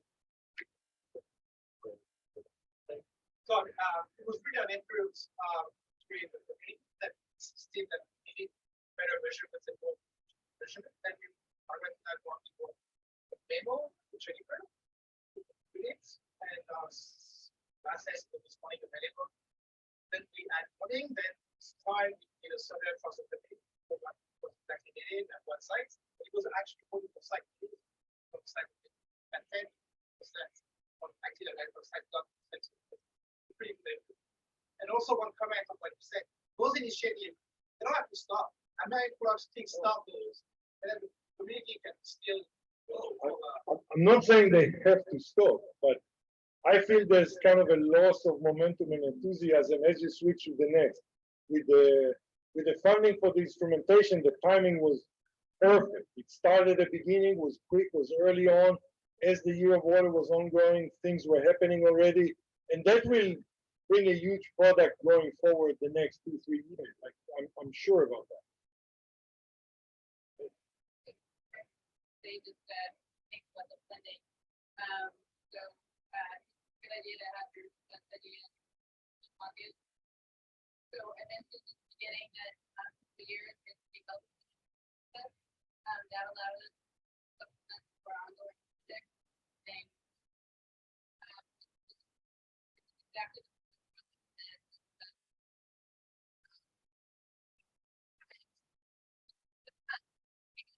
really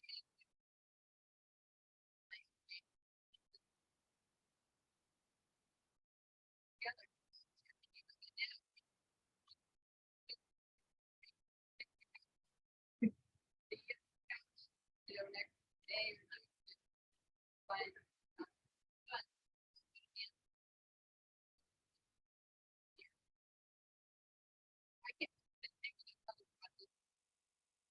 the other thing I mentioned is, you mentioned a little bit the external funding and don't have to end. And so one of the things that we've been talking about is a number of years ago when it was from TES, so separate TES and then the DAR program, TES did have years where there was specific topics. And so we have been talking about it ready for another funding up. So, again, just because you're thinking about the idea of funding on good.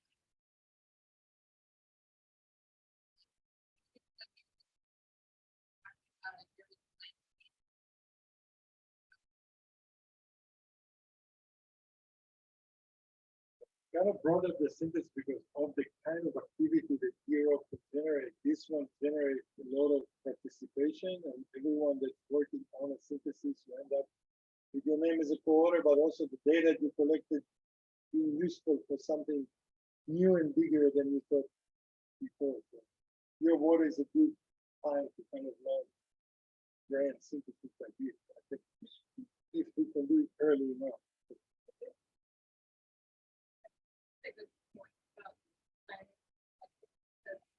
In terms of like the year of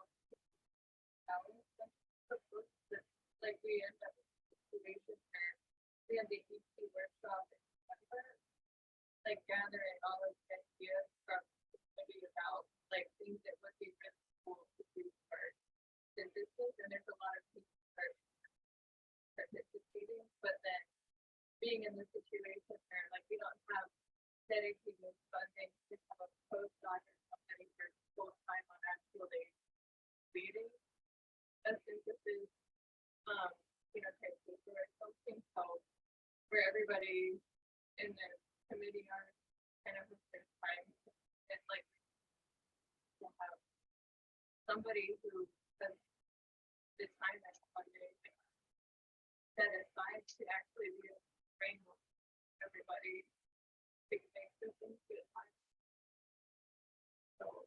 Kind of contemplating on these people for early career stuff. A good synthesis paper is hard to make. It's not just download the data and do it. There's a few can be done like that, very few things. You need participation of you need to understand the site, you need some feedback from the site scientists, and usually when these are getting done, even if they can get your data for free, they will ask you questions.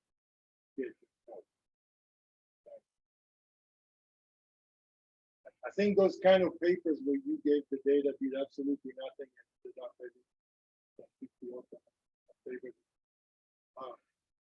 I don't think that there's much coming out.